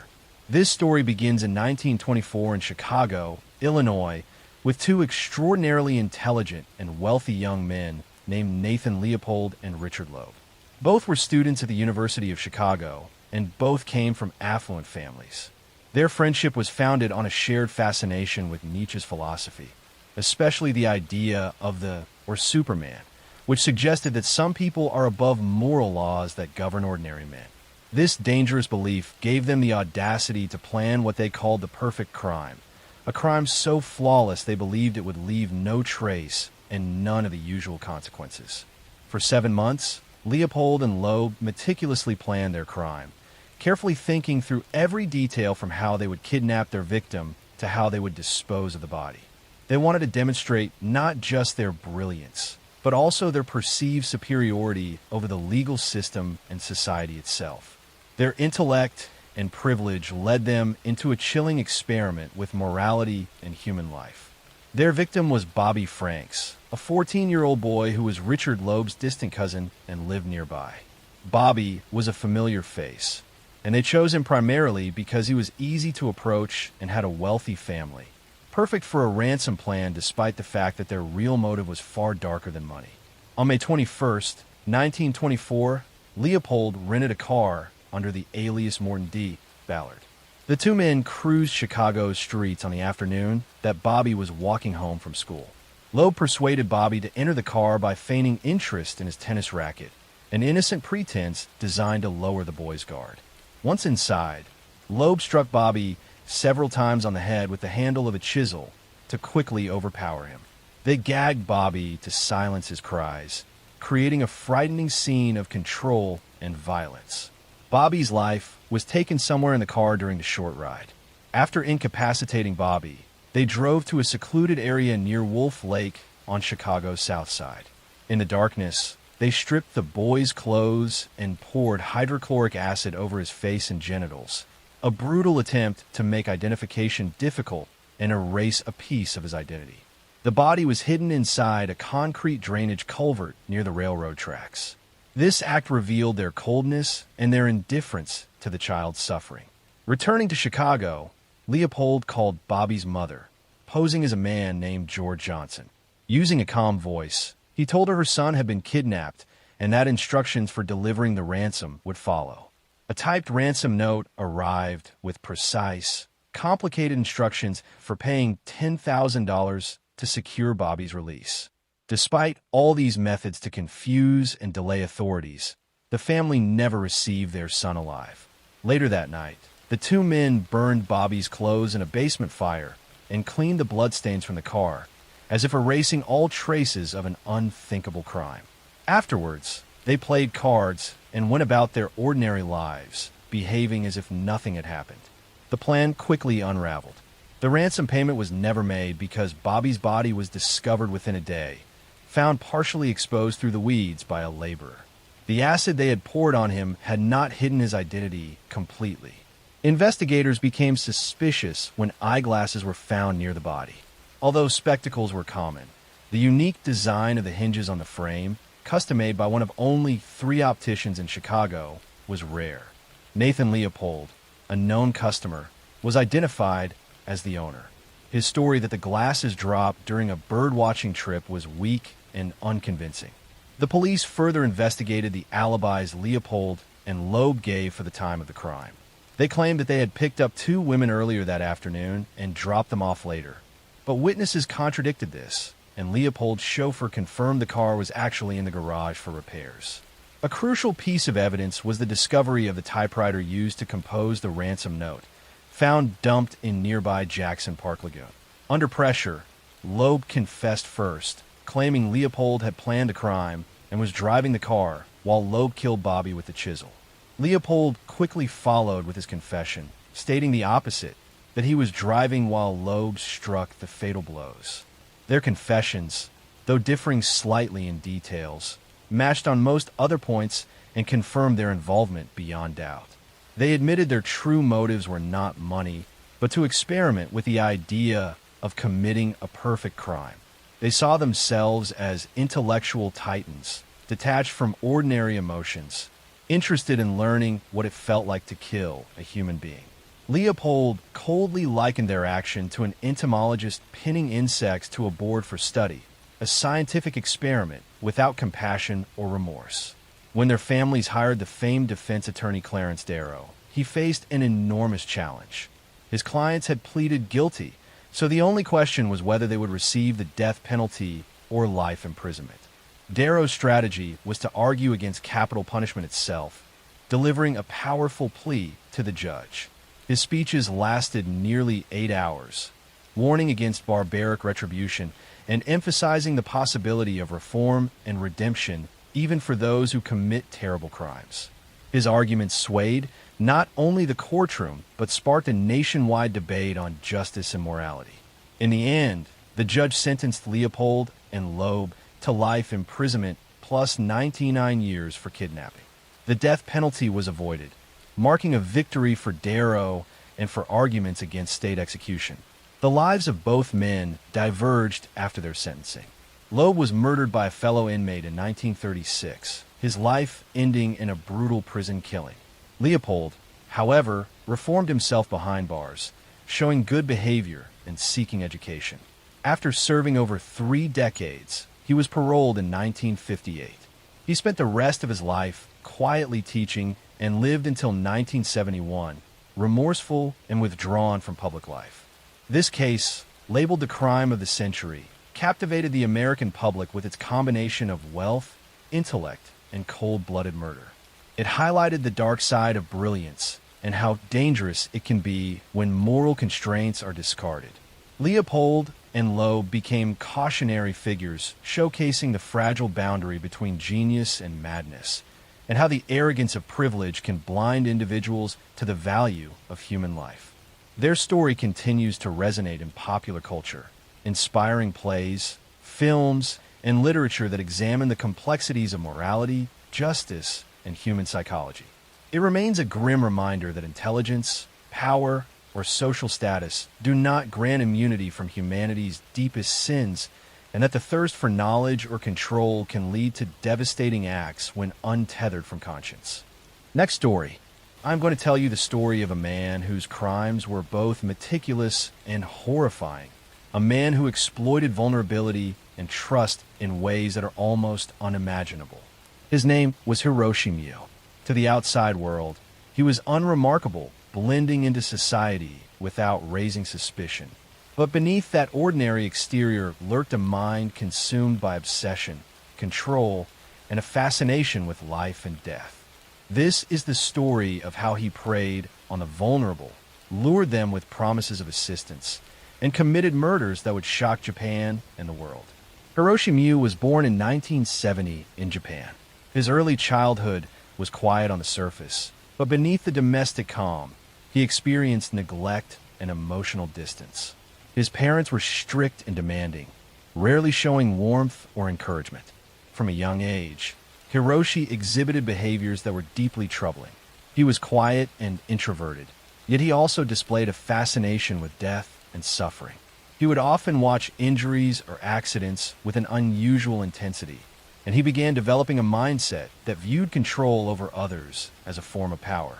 During his teenage years, Hiroshi had difficulty forming stable social relationships. He was intelligent but socially awkward, and he often preferred solitude. Teachers noted his tendency to observe rather than interact, but they also reported sudden irritability and moments of aggression when challenged. He began to show signs of manipulativeness and deceit, behaviors that would later become central to his crimes. By the time he reached early adulthood, he had developed an unusual combination of sexual compulsion and fascination with mortality, a combination that made his actions particularly dangerous.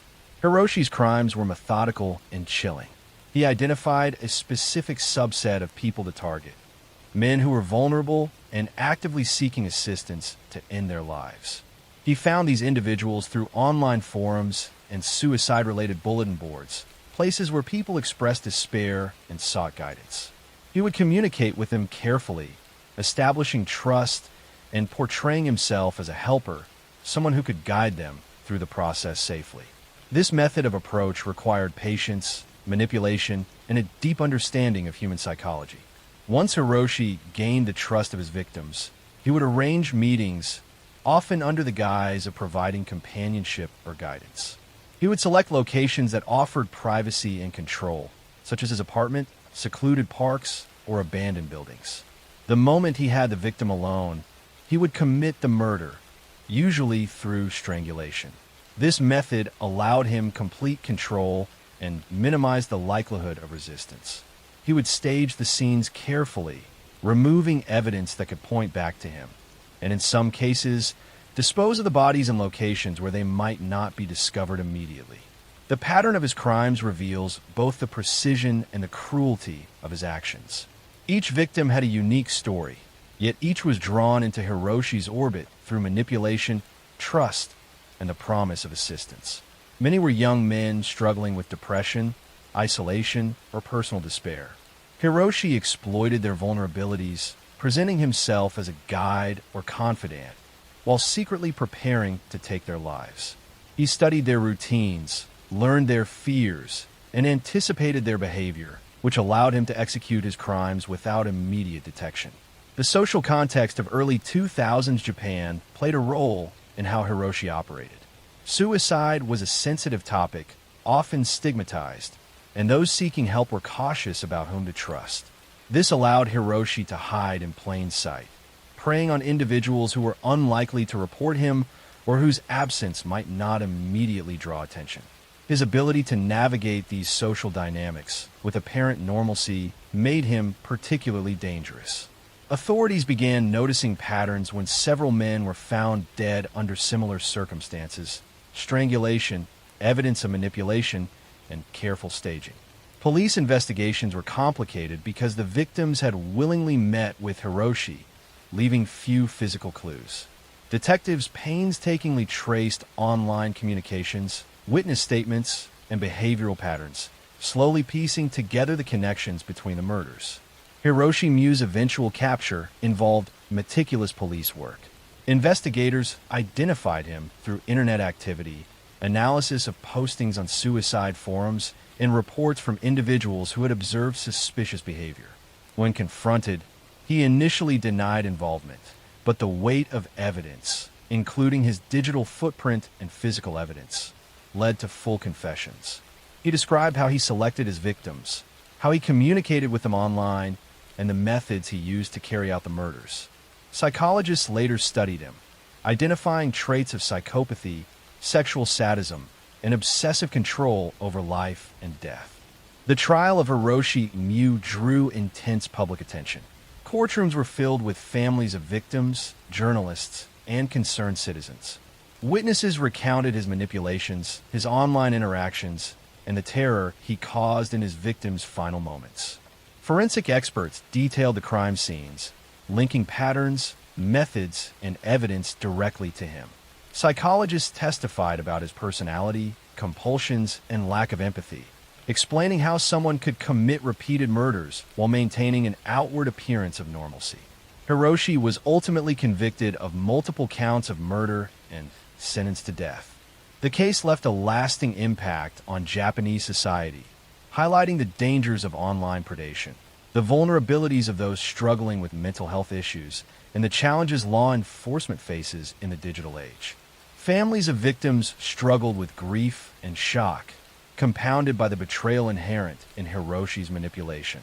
He presented himself as a helper, only to betray their trust in the most horrifying way. Even decades later, Hiroshi Mu's case remains a critical study in criminology, psychology, and sociology. His crimes illustrate the ways in which predators exploit trust, the intersection of technology and human vulnerability, and the extreme consequences of unchecked compulsion. His story is a chilling reminder that appearances can deceive, that danger can hide behind ordinary faces, and that careful study of human behavior is essential to prevent such horrors. The investigation, trial, and subsequent analysis of Hiroshi's crimes have provided law enforcement and psychologists with invaluable insights into digital predation, psychological manipulation, and the behavior of calculated serial killers. His life, crimes, and the public reaction to them continue to be referenced in studies, documentaries, and discussions about safety, mental health, and criminal behavior. Hiroshi Mu's story is a cautionary tale about the dark side of human nature, the dangers of misplaced trust, and the lengths to which a person consumed by compulsion can go to satisfy their urges. The meticulous planning, the exploitation of the vulnerable, and the ability to mask evil behind a facade of normalcy make his case both terrifying and instructive. It is a story that haunts not because of random chaos, but because it demonstrates how a calculated mind can operate in plain sight, manipulating the lives of those most at risk with terrifying precision. Next story. I am going to tell you the story of a man whose charm masked a terrifying darkness. A man who turned the streets of Bucharest into a place of fear, whose presence alone could chill the hearts of young women walking alone at night. His name was Vladimir Ionian, known infamously as the Strangler of Bucharest. This is the story of his life, his psychology, the terror he caused, the victims he hunted, the investigation that finally captured him, the trial, and the lasting impact of his crimes. Vladimir Ionian was born in 1932 in Romania. His early life was marked by hardship, instability, and family tensions. He grew up in a society struggling with economic difficulties, and his family faced frequent financial and social pressures. From a young age, Vladimir displayed traits that would later define his criminal behavior: charm, manipulativeness, and need for attention, and a disturbing fascination with control over others. Teachers and neighbors noted that he could be sociable and intelligent, yet he was also prone to impulsive aggression and a lack of empathy toward others, especially those weaker or more vulnerable. During adolescence, Vladimir began experimenting with theft, minor aggression, and deception. He was able to use his charm to manipulate peers and adults, often avoiding serious consequences for his misdeeds. This combination of intelligence, charm, and a lack of moral constraint laid the foundation for the predator he would become. As he matured into adulthood, he began to channel his impulses toward more dangerous and violent tendencies, particularly an obsession with young women and a compulsion to dominate and control. By the mid-1950s, Vladimir lived in Bucharest, working odd jobs and moving through society with apparent normalcy. To the casual observer, he was a friendly, polite, and helpful young man.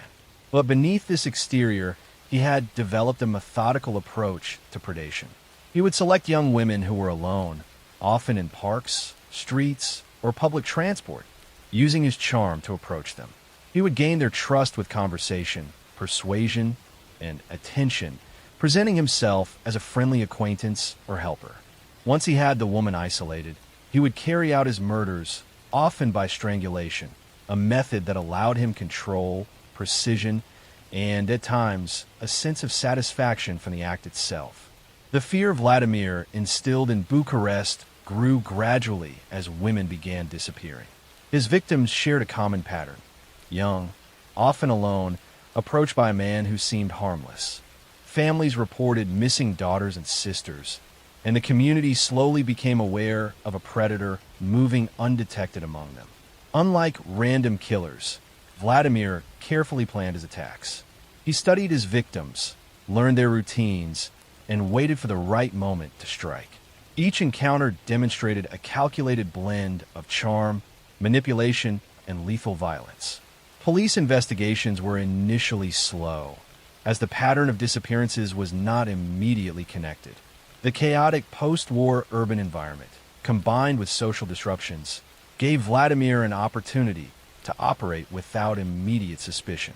Detectives began piecing together information from witness statements, discovery sites, and survivor accounts. They noticed a pattern. Women had been approached by a man matching a particular description, often in public spaces where he could appear unthreatening. Surveillance, questioning, and careful analysis of behaviors gradually focused attention on Vladimir as a suspect. His arrest came after careful observation and reports from women who had narrowly escaped him. Witnesses described his mannerisms, voice, and behavior, which led authorities to track him down. When confronted, Vladimir initially denied the killings, maintaining a calm and polite demeanor. But evidence, including testimonies, physical proof, and forensic data, forced him to confess. During interrogation, he explained how he selected victims, gained their trust, and committed the murders, revealing the cold calculation behind his predation. Psychologists later evaluated him, noting traits of psychopathy, obsessive control, and a disturbing sexual compulsion. The trial of Vladimir Ionsien captured national attention. Courtrooms were filled with journalists, family members of victims, and ordinary citizens shocked by the revelations. Witnesses recounted his manipulations, the terrifying circumstances of his attacks, and the fear he had instilled throughout the city. Forensic experts detailed the crime scenes, methods of killing, and the patterns that linked him to each victim.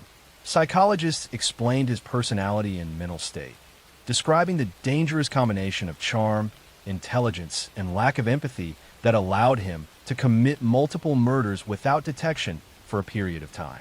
Vladimir was convicted of multiple counts of murder and sentenced to death. The case had a profound impact on Bucharest. Families of victims struggled with grief and the horror of knowing their loved ones had been lured and killed by a man who seemed ordinary to others. The city grappled with fear and distrust, particularly among women who were alone in public spaces. His crimes became a cautionary tale about the hidden dangers lurking behind charm and appearances. Even decades later, Vladimir Ionsien's story continues to be studied in criminology, psychology, and criminal justice. His methods, manipulation, and ability to exploit trust provide insight into the behavior of predatory individuals. His case serves as a chilling reminder that danger often comes from those who appear normal, and that careful observation, community awareness, and psychological insight are crucial in identifying and stopping predators. The investigation, trial, and subsequent study of Vladimir's crimes have provided invaluable lessons about serial predation, the psychology of charm combined with violence, and the social conditions that can enable such behavior. His life, crimes, and conviction are a lasting testament to the terror one individual can instill in a community and the importance of vigilance in recognizing the warning signs of predatory behavior.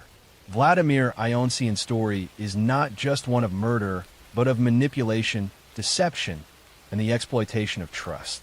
It is a story that haunts because it demonstrates how easily danger can hide behind an ordinary face, how calculated violence can operate in plain sight, and how fear can permeate a city long after the predator is gone. It remains a chilling example of human darkness, the complexity of criminal psychology, and the lasting impact of serial violence on families, communities, and society as a whole. Next story. I'm going to tell you the story of Vladimir Ionsien, whose presence on the streets of Bucharest in the late 1950s instilled fear in women across the city. He was a man who could appear charming and polite, yet beneath that exterior was a mind consumed by compulsion, control, and a dangerous fascination with young women. His crimes were methodical, predatory, and terrifying, and the story begins with his first known victim. The first young woman Vladimir targeted was a 19-year-old named Elena. She lived with her family in Bucharest and often spent evenings walking alone after work or school. Elena was cautious but sociable, someone who trusted people easily when they seemed kind and polite. On a warm evening, she encountered Vladimir while walking through a quiet street near a neighborhood. Vladimir had been observing the area, noticing which women walked alone and how they responded to friendly approaches. Vladimir approached Elena with a smile and a gentle tone, offering to accompany her for safety. He presented himself as a helpful acquaintance, someone genuinely concerned about her well-being. Elena, feeling reassured by his polite demeanor, accepted his company. Vladimir's skill at charm and subtle manipulation allowed him to appear trustworthy, making it easier for him to lead her to a quieter area. Once isolated, Vladimir's behavior changed.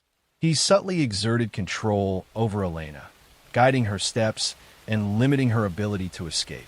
His method of strangulation was deliberate, designed to maintain control and ensure compliance without alerting passersby. He took his time, ensuring the act was carried out efficiently. After the murder, Vladimir carefully examined the scene, ensuring there was no evidence that could directly connect him to the crime.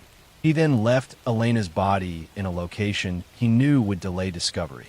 The discovery of Elena's body shocked the community. Families of young women grew fearful, and rumors began circulating about a possible predator in the area. Police began investigating, but initial leads were scarce. Witnesses described a young man who had been seen walking with Elena before her disappearance, but the details were vague. Forensic methods at the time were limited, making it difficult to immediately connect this murder to others. Vladimir observed the growing fear with quiet satisfaction. He learned from each crime, refining his approach to minimize risk and maximize control. The first murder set a pattern. He would select young women who were alone, appear friendly and helpful, gain their trust, and then commit the murder in a controlled, methodical manner. The second victim followed a similar pattern. She was a 21-year-old student named Mariana, who often walked home late from university lectures. Vladimir had studied the routes women commonly took and identified Mariana as a potential target. He approached her in a calm, non-threatening way, initiating casual conversation and offering to walk her home. Mariana, like Elena, did not perceive immediate danger. Vladimir guided her to a secluded area and carried out the murder with precise control, ensuring no evidence was left to implicate him directly. Each successive victim increased the tension in Bucharest. Women grew fearful of walking alone. Families warned daughters to stay inside after dark, and the police were under pressure to find suspect. Vladimir's ability to blend into normal society allowed him to continue his crimes undetected. He remained polite and sociable in public, avoiding suspicion while meticulously planning his attacks. Investigators began to notice patterns. Witnesses described a young man, medium height, polite, with a calm demeanor, seen with several victims before they were found dead. Forensic teams analyzed the crime scenes, noting similarities in method, location, and victim profile. Slowly, authorities realized they were dealing with a serial predator. Vladimir's third victim was a 20-year-old named Anka. She worked in a small shop and often walked home in the evenings. Vladimir had observed her routine and planned the encounter carefully. He approached her in a familiar manner, initiating conversation and offering assistance. Once she was isolated, he executed the murder with the same controlled method of strangulation, leaving her body in a location chosen to delay discovery. With each crime, Vladimir refined his techniques. He became more confident, more methodical, and increasingly difficult to detect.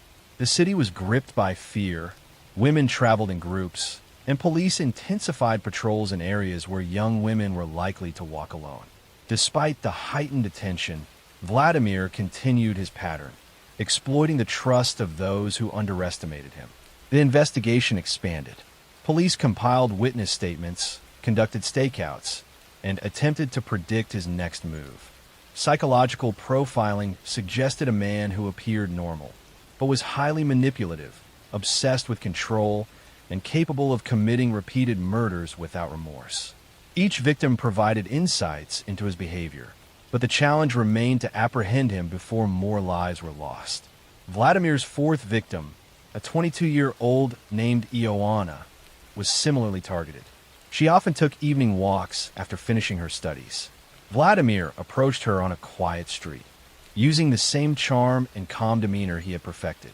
He guided her to a secluded area, restrained her, and committed the murder. The pattern was now unmistakable.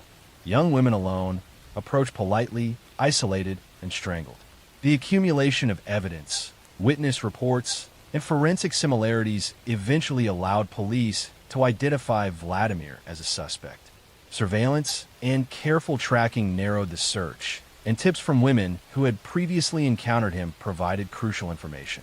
Finally, he was apprehended. During interrogation, Vladimir initially maintained a calm and polite demeanor, denying involvement. However, confronted with the mounting evidence, he confessed to the murders, providing detailed accounts of each encounter, manipulation, and killing. The trial of Vladimir Ionsien was a national sensation. Courtrooms were packed with families, journalists, and citizens. Witnesses recounted his charm, the manipulative interactions with victims, and the terror he caused. Forensic experts presented detailed evidence of the murders, linking patterns of method, location, and behavior.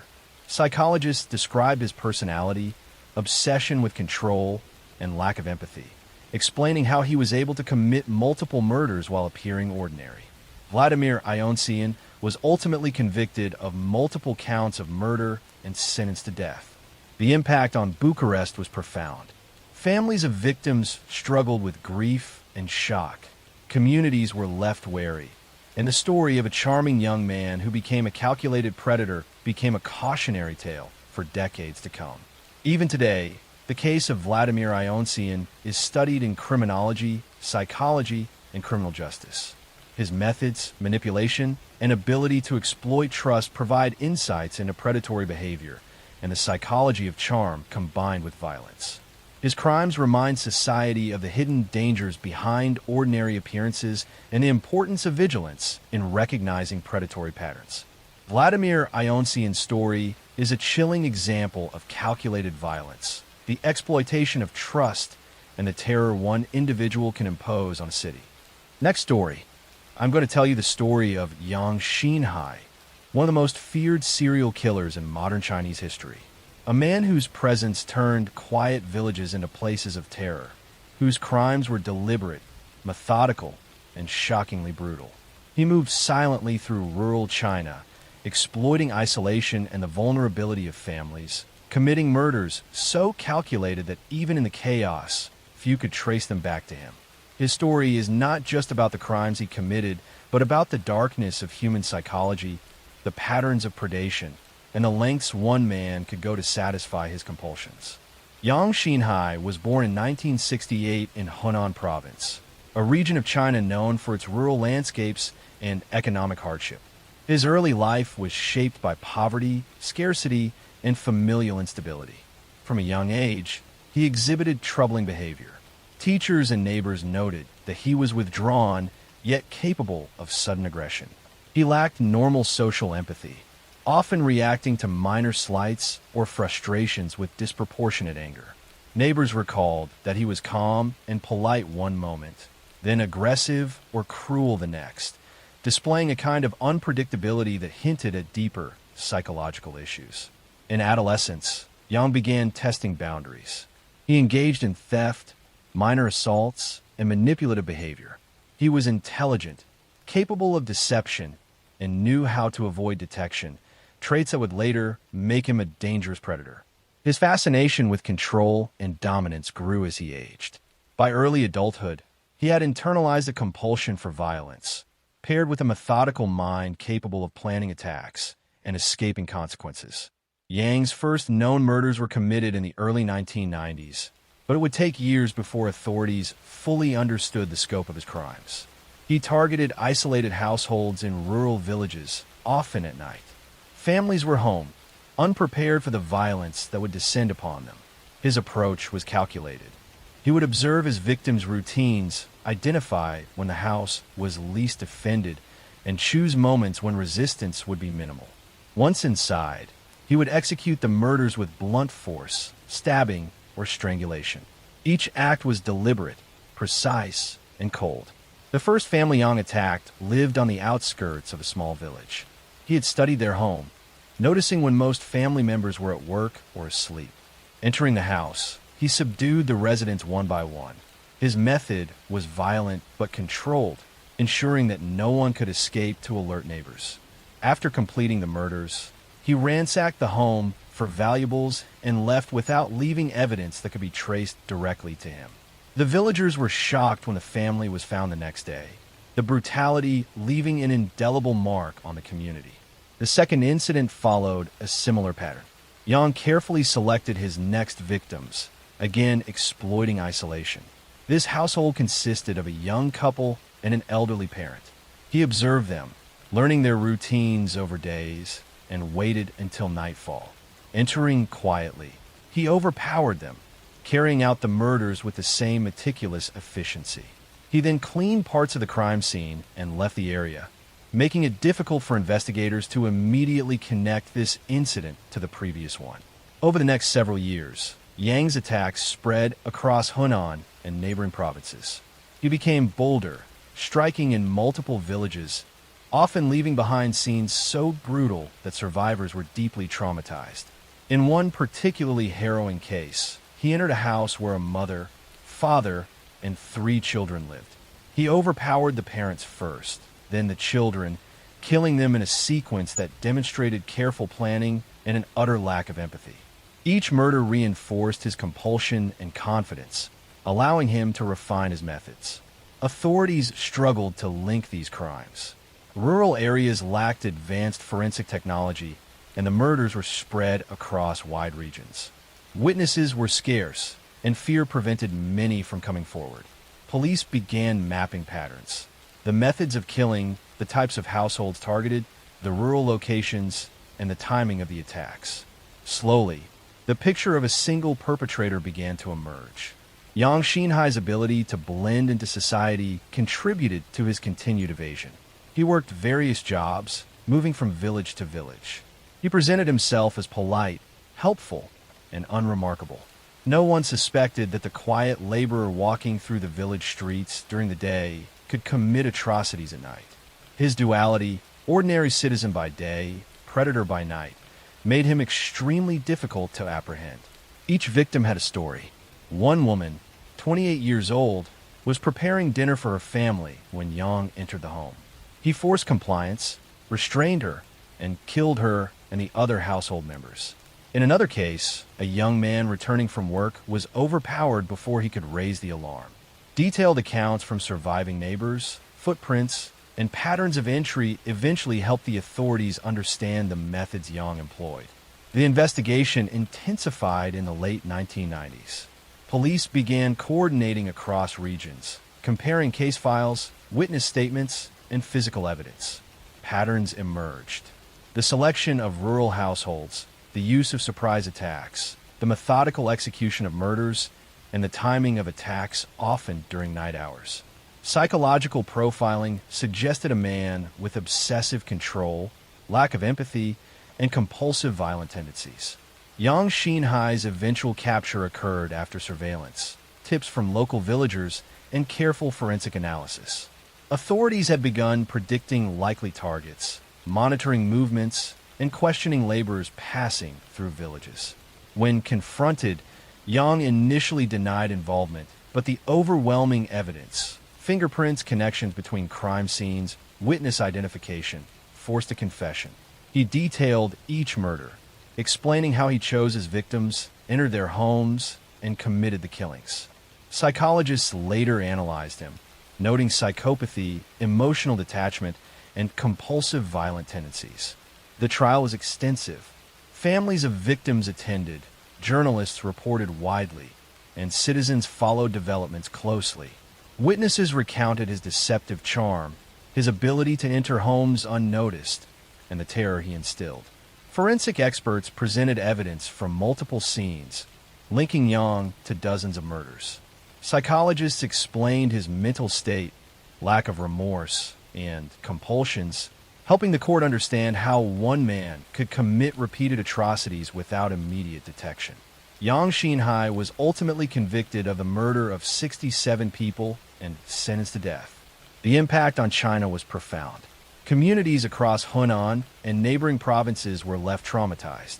Families struggled with grief, and the psychological scar of his crimes lasted for decades. His actions prompted changes in rural policing, forensic methods, and awareness about domestic vulnerability. Even today, Yang Xinhai's story is studied in criminology, psychology, and law enforcement. His meticulous planning, predatory behavior, and exploitation of isolation provide lessons on serial predation. Next story. I am going to tell you the story of one of the darkest and most haunting criminal cases in Canadian history. The story of Robert Pickton, a man whose crimes preyed on the most vulnerable women in Vancouver, leaving a trail of fear, grief, and unanswered questions. This is the story of his life, the forces that shaped him, the choices he made, and the chilling consequences of those choices. Robert Pickton was born in 1949 in Port Coquitlam, British Columbia, a small town where his family owned and operated a pig farm. From a young age, Pickton's life was marked by isolation and hardship. He grew up with siblings in a household that could be harsh and unforgiving. His father was distant and sometimes aggressive, and his mother, while caring, struggled to manage the demands of raising several children on a remote and difficult farm. Neighbors and teachers recalled that Robert was quiet and withdrawn as a child, but capable of sudden outbursts of aggression. He was an intelligent boy, but also one who seemed detached from the normal emotional bonds that connected others to family and community. As he grew older, Pickton's behavior became increasingly concerning. He developed an obsession with sexual imagery and control, often exploring boundaries in ways that were inappropriate and disturbing. He had trouble maintaining normal social relationships, and his interactions were frequently manipulative or coercive. By the time he reached adulthood, these tendencies had crystallized into a pattern of predatory thinking. He was highly aware of power dynamics, especially in situations where he could exploit vulnerability. In adulthood, Pickton returned to the family farm, which would later become the scene of his crimes. The farm was isolated, providing both a refuge and a tool for his increasingly dark impulses. At the same time, he began spending time in Vancouver, particularly in the downtown East Side, a neighborhood where poverty, addiction, and social marginalization made women especially vulnerable. Pickton quickly identified women who were involved in sex work or struggling with addiction as potential targets. These women were less likely to be reported missing immediately, and their disappearances often received minimal attention, allowing Pickton to operate with alarming impunity. Pickton's methods were both predatory and calculated. He would approach women with charm, offering help, companionship, or promises of work. He was patient, studying routines and patterns, learning when individuals would be most isolated and most likely to comply with his suggestions. Once a woman was isolated, he would commit the murder, often using blunt force or strangulation. The farm provided him with privacy, and he developed systems for storing and disposing of evidence. He repeated this process over several years, becoming increasingly confident and efficient in his methods. The first victim in this series of crimes was a young woman who frequently worked in the downtown East Side. She was in her early 20s, struggling with addiction, and known to spend nights on the streets. Pickton approached her one evening, offering help and a place to stay for the night. She accepted, trusting his apparent kindness. Once at the farm, Pickton overpowered her. He carried out the murder with methodical control, ensuring she could not escape or call for help.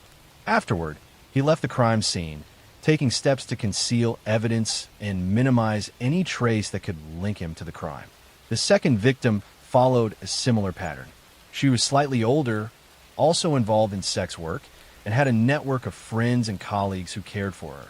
Pickton observed her, learned her routines, and approached her in a way that seemed harmless.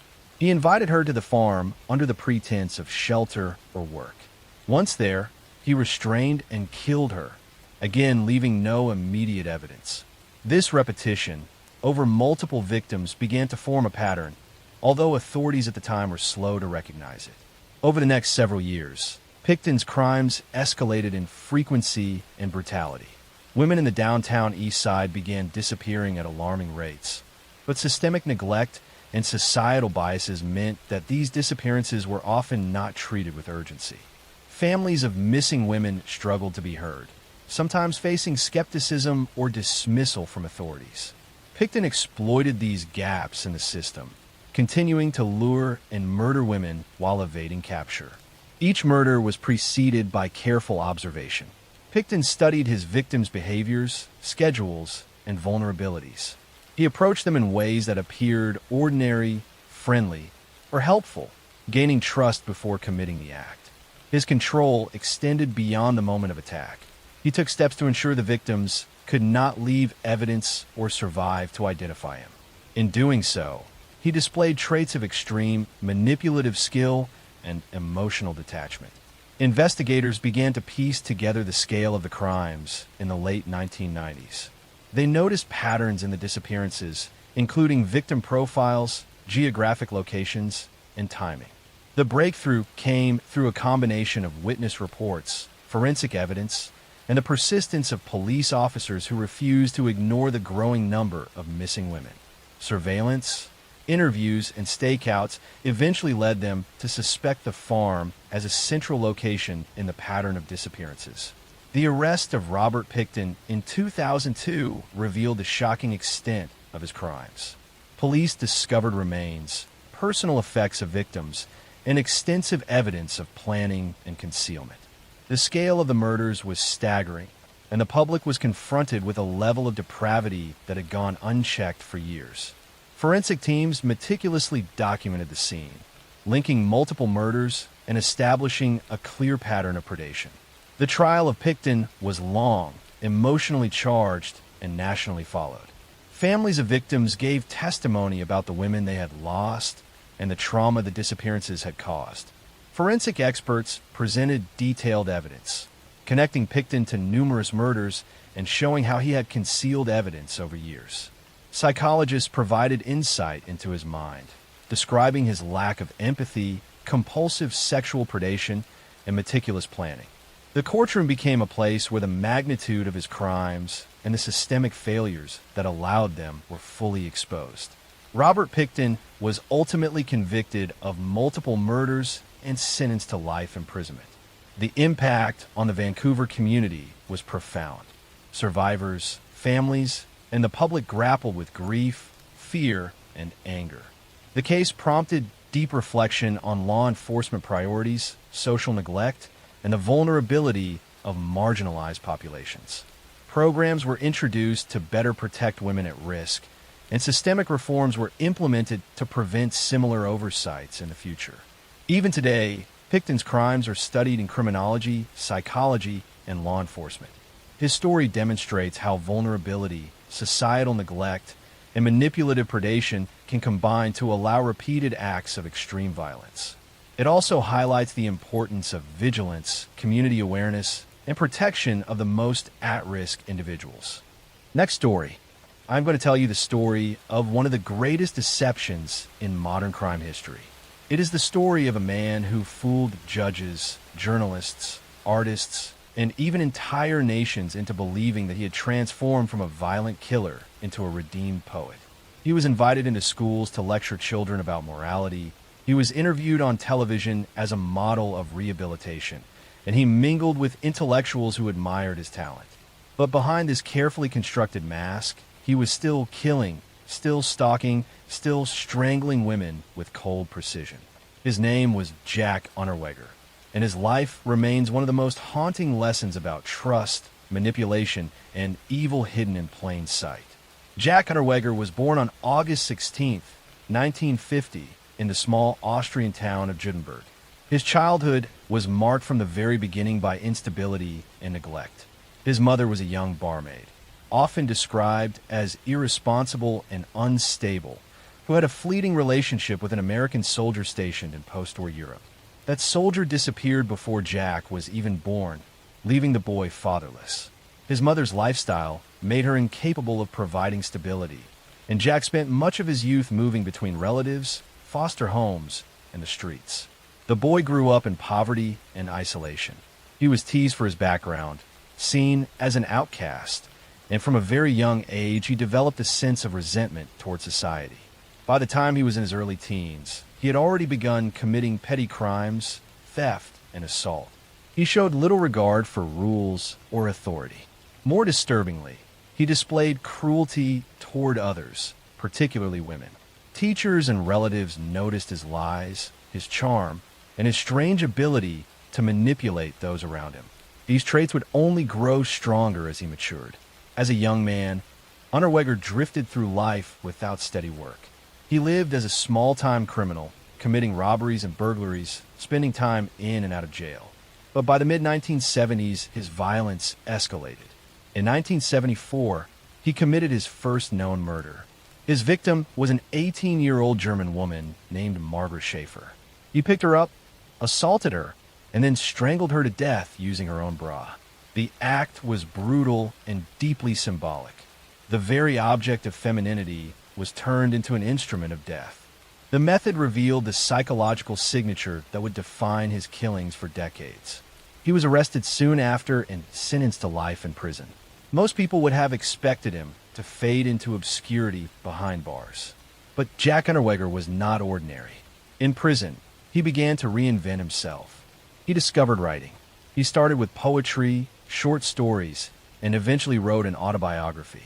His work was raw, confessional, and dark, filled with reflections on crime, suffering, and the human condition.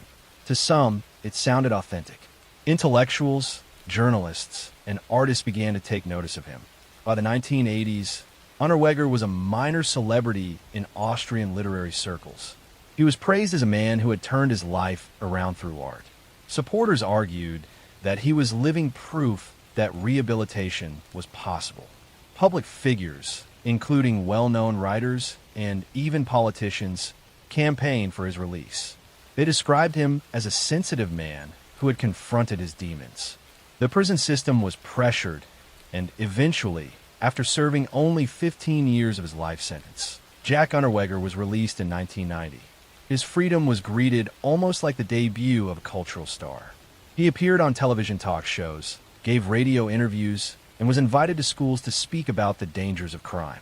Newspapers published his articles, and he was even asked to cover stories about crime and prostitution. He presented himself as a moral commentator, a man who had once sinned but now stood as a warning for others. Austria embraced him, but within months of his release, sex workers began to disappear. Their bodies were found strangled with their own bras, just like the murder in 1974. The pattern was chillingly familiar. Over the next 2 years, a wave of killings spread across Austria, Czechoslovakia, and Germany. Unterweger traveled frequently under the pretense of research and writing. In reality, he was hunting.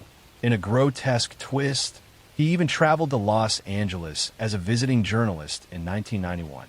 There, while supposedly researching a story about prostitution, 3 women were murdered in exactly the same manner. The bra ligature was unmistakable. He wrote articles condemning the conditions of sex workers, even as he killed them. It was a double life so audacious that it shocked investigators when the truth came out. By 1992, suspicions became impossible to ignore. Austrian police matched his movements with the locations of the murders. Fibers from his clothing were linked to victims. Witnesses placed him near crime scenes.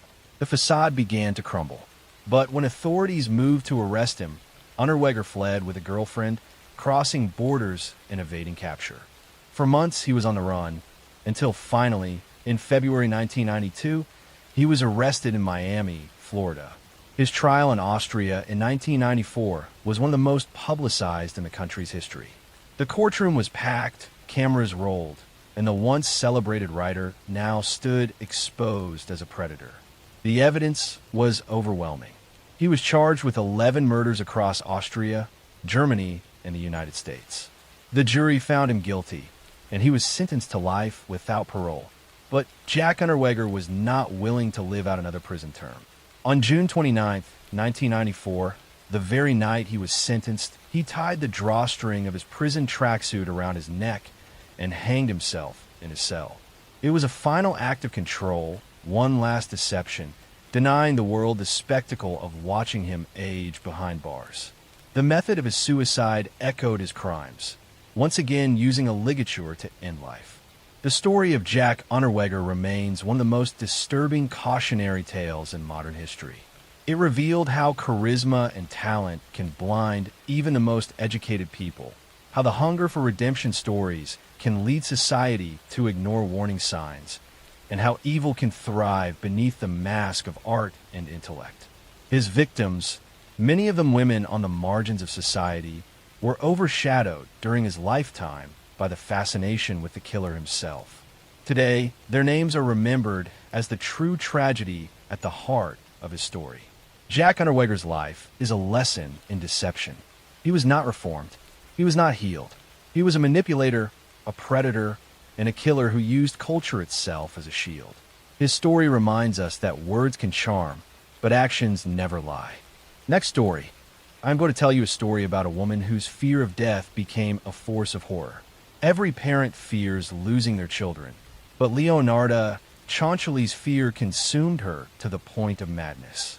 She believed that death was always watching, always waiting to take her family, and she would stop at nothing to protect them. Her solution was unthinkable. She murdered innocent women, dismembered them, and turned their bodies into soap and cakes, which she then used or distributed, believing these acts would shield her children from fate. This is the story of Leonarda Cianciulli, the soap maker of Correggio, a woman whose obsession transformed ordinary life into a nightmare for everyone she touched. Leonarda was born in 1894 in Montella, a small town in southern Italy, one of 13 children, though only a few survived infancy. Her early life was dominated by grief and death. Her mother died when Leonarda was still a child, and her father was distant, strict, and often harsh.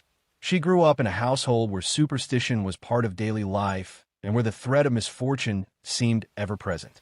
She witnessed death as a constant companion, and this awareness shaped the way she viewed the world. Survival, safety, and the avoidance of death became central to her thinking. As she grew older, Leonarda became increasingly superstitious and obsessed with the occult. She studied tarot cards, astrology, fortune-telling, and mystical rituals. She believed she could interpret fate, foresee misfortune, and influence events through ritual.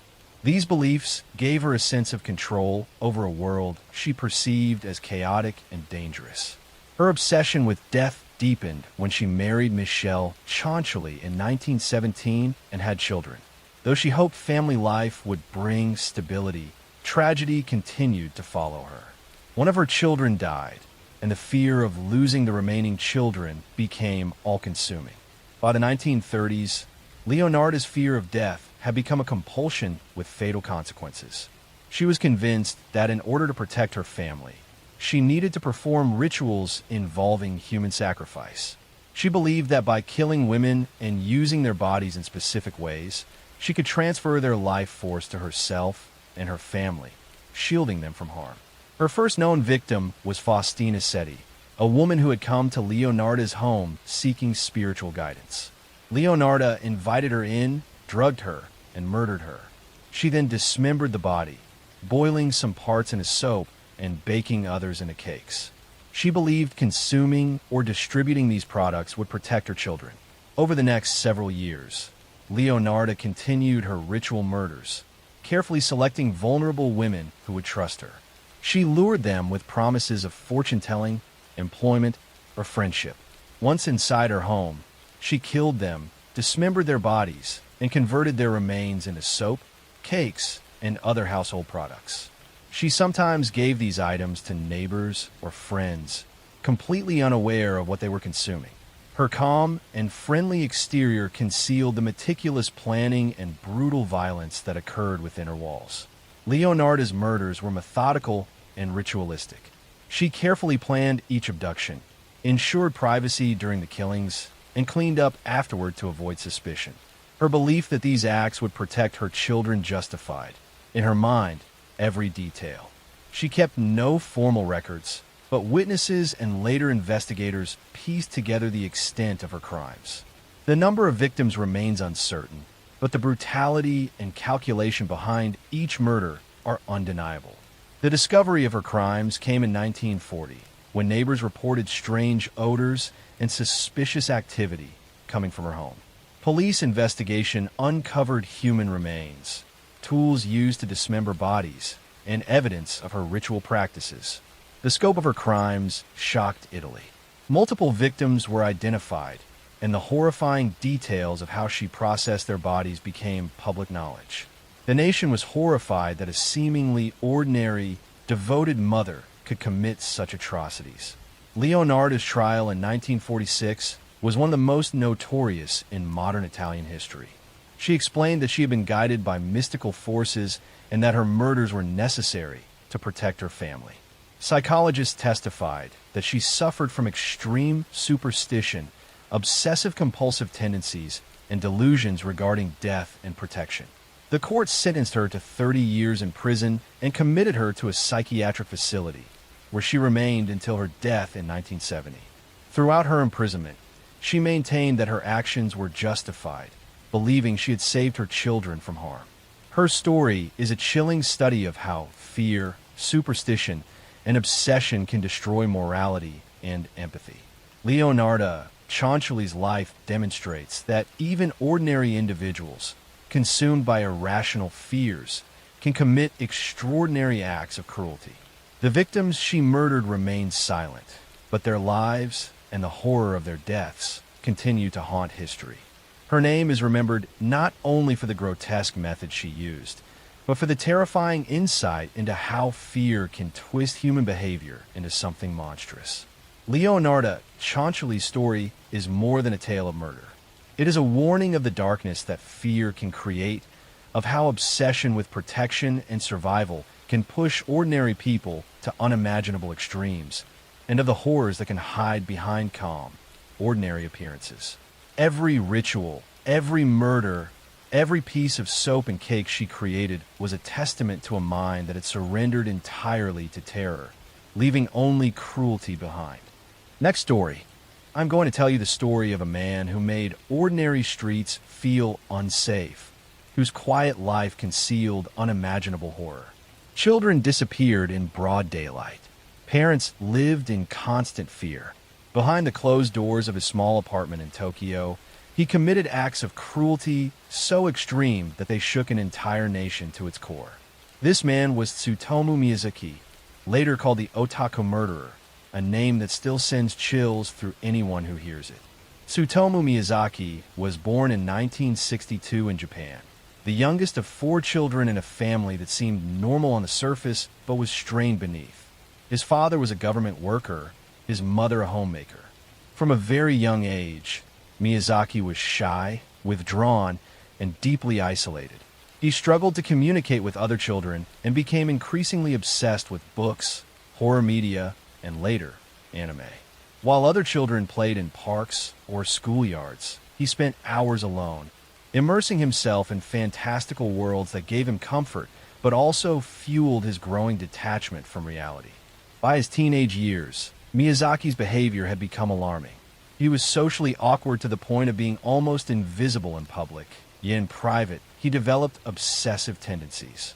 He collected disturbing materials, ranging from violent pornography to horror magazines, and created a world in which violence and death became familiar companions. Teachers and relatives noticed his oddities, but he was never physically violent during these years. Instead, his obsession with control, isolation, and the macabre quietly took root.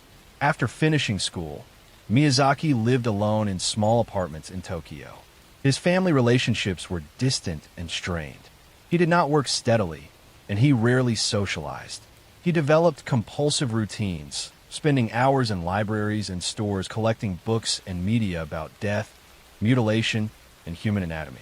His obsessions were not just hobbies. They became a lens through which he viewed the world. He began to fantasize about controlling life and death, and these fantasies grew darker with each year. In the late 1980s, Miyazaki's obsession with death transformed into action. Between 1988 and 1989, he abducted and murdered at least 4 young girls, ages ranging from 4 to 7, in Tokyo. His method was both premeditated and meticulous. He would approach girls in parks or near their homes, often under the pretense of offering candy or gifts. He targeted the most vulnerable, those least likely to be missed immediately. Once he had them in his apartment, he subjected them to horrifying acts of sexual assault, physical torture, and ultimately murder. Miyazaki documented his crimes extensively. He kept photographs, drawings, and journals detailing every action. These records revealed a man who derived a deep sense of control and pleasure from the suffering of others. He planned his murders carefully, cleaning and organizing his apartment between attacks, and disposing of evidence in a way that initially made detection difficult. Despite his meticulous nature, the horror of his acts eventually left a trail that investigators could follow. The investigation was slow and painstaking. At first, Police treated each disappearance separately, but a pattern began to emerge. Witnesses reported seeing a strange, thin man lurking near playgrounds and public areas where young girls played. Families of missing children became desperate, and newspapers began reporting on the possibility of a serial killer in Tokyo. Miyazaki, however, continued his murders, each time exploiting gaps in law enforcement and the trust of the community. In 1989, authorities finally gathered enough evidence to arrest him. The discovery of his photographs, journals, and other incriminating items left no doubt about his guilt. During interrogation, Miyazaki initially denied the charges, but eventually confessed to the murders in chilling detail. He described his crimes calmly, speaking of each abduction, each act of torture, and each victim as if recounting a story rather than acknowledging the humanity of the children he had killed. His demeanor shocked investigators, demonstrating his complete lack of empathy and emotional detachment. The trial of Tsutomu Miyazaki became one of the most infamous in Japanese history. Psychologists testified about his mental state, highlighting traits consistent with psychopathy, sexual sadism, and severe obsessive-compulsive behavior. The public was horrified, and the media labeled him the otaku murderer, linking his obsession with manga, anime, and horror media to his crimes. Though experts emphasize that media alone does not create killers, the moniker captured the public imagination, symbolizing a man who lived entirely in fantasy while committing unspeakable violence in reality. In 1997, after years of investigation, trial, and appeals, Miyazaki was sentenced to death. The court cited the extreme cruelty of his acts, the young age of his victims, and his total lack of remorse. He remained on death row for over a decade, a period during which psychologists continued to study his case, hoping to understand the roots of his pathology. On June 17, 2008, Tsutomu Miyazaki was executed by hanging. The aftermath of his crimes left a deep impact on Japanese society. Parents restricted their children's movements, schools implemented stricter safety measures, and law enforcement increased monitoring of individuals with violent obsessions. Miyazaki's case also fueled academic studies into the link between social isolation, obsessive behavior, and extreme psychopathy. His life remains a case study of how a deeply disturbed mind can hide in plain sight, exploiting social systems and the innocence of children. Tsutomu Miyazaki's story is a chilling reminder that evil can be quiet, polite, and unassuming.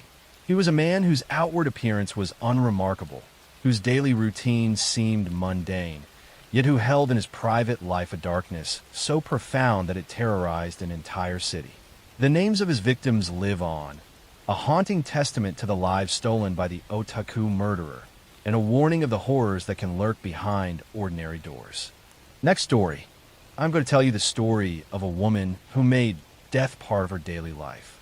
Behind the high walls of her castle, the cries of young girls echoed in the dark. They were lured inside with promises of work and safety, but they were beaten, tortured, and left to die in ways too cruel to imagine. It is said that hundreds never came out alive. Her name was Elizabeth Bathory, and history remembers her as the Blood Countess. Elizabeth Bathory was born in 1560 in the Kingdom of Hungary. From the moment she entered the world, she carried the weight of privilege and power. She belonged to one of the richest and most influential families in Europe. Her bloodline tied her to princes, cardinals, and rulers. As a child, she lived in castles, surrounded by servants and luxury. But her childhood was not filled with kindness. Life in the 16th century was brutal, and Elizabeth was exposed to that brutality early. She grew up seeing peasants punished in public squares. Criminals were whipped, branded, or mutilated.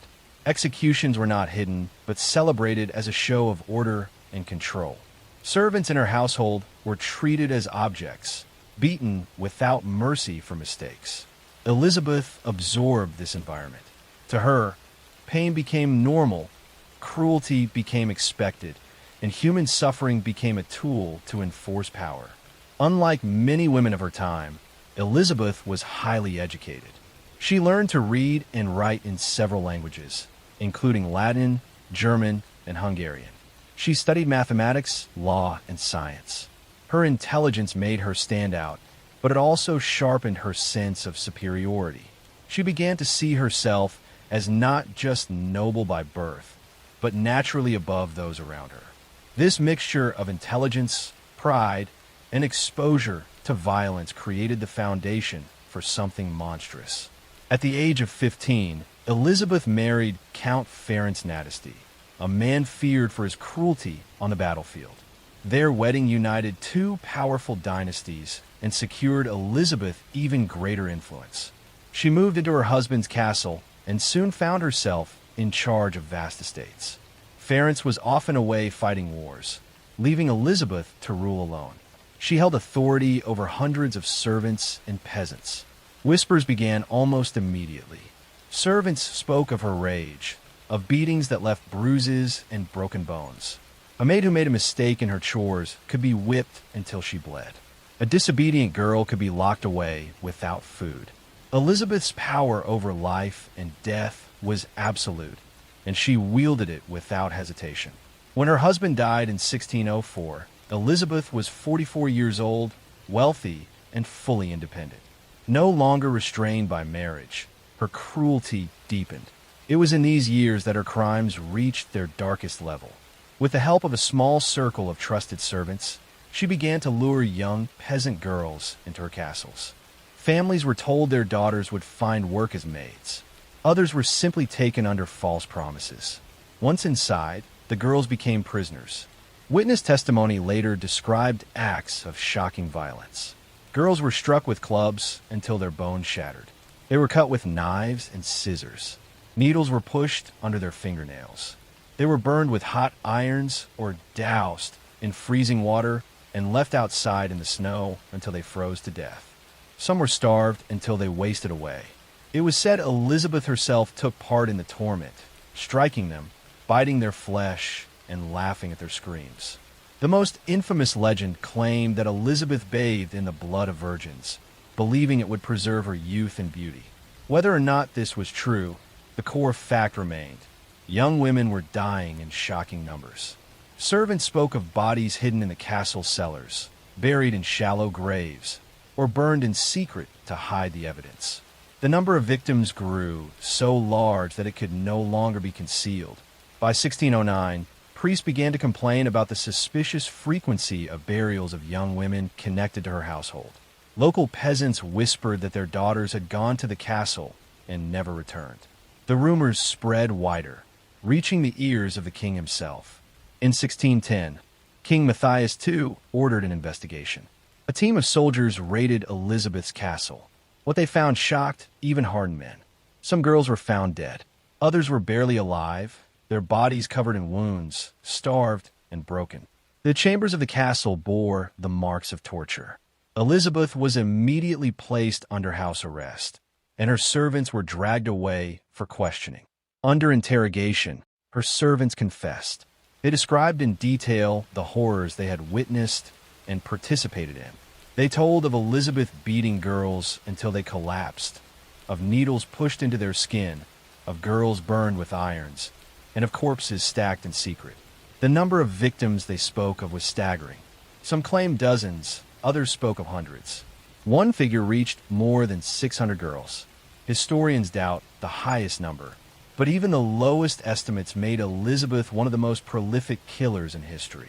Her servants were put on trial and executed for their role in the crimes. Elizabeth, however, was too powerful and too noble to be publicly tried or executed. Instead, in 1611, she was sentenced to permanent confinement within her own castle. The windows of her chamber were bricked up, leaving only a small slit through which food could be passed.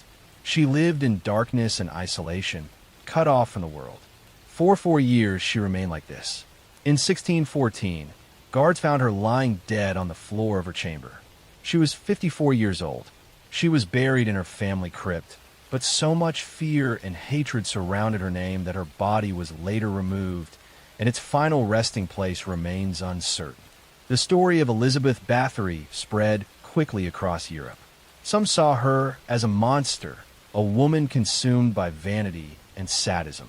Others believed the scale of her crimes had been exaggerated by men who envied her power and wanted her destroyed. Modern historians continue to debate the exact truth. Was she a sadistic serial killer who murdered hundreds? Or was she a victim of political conspiracy? The truth lies somewhere between legend and fact.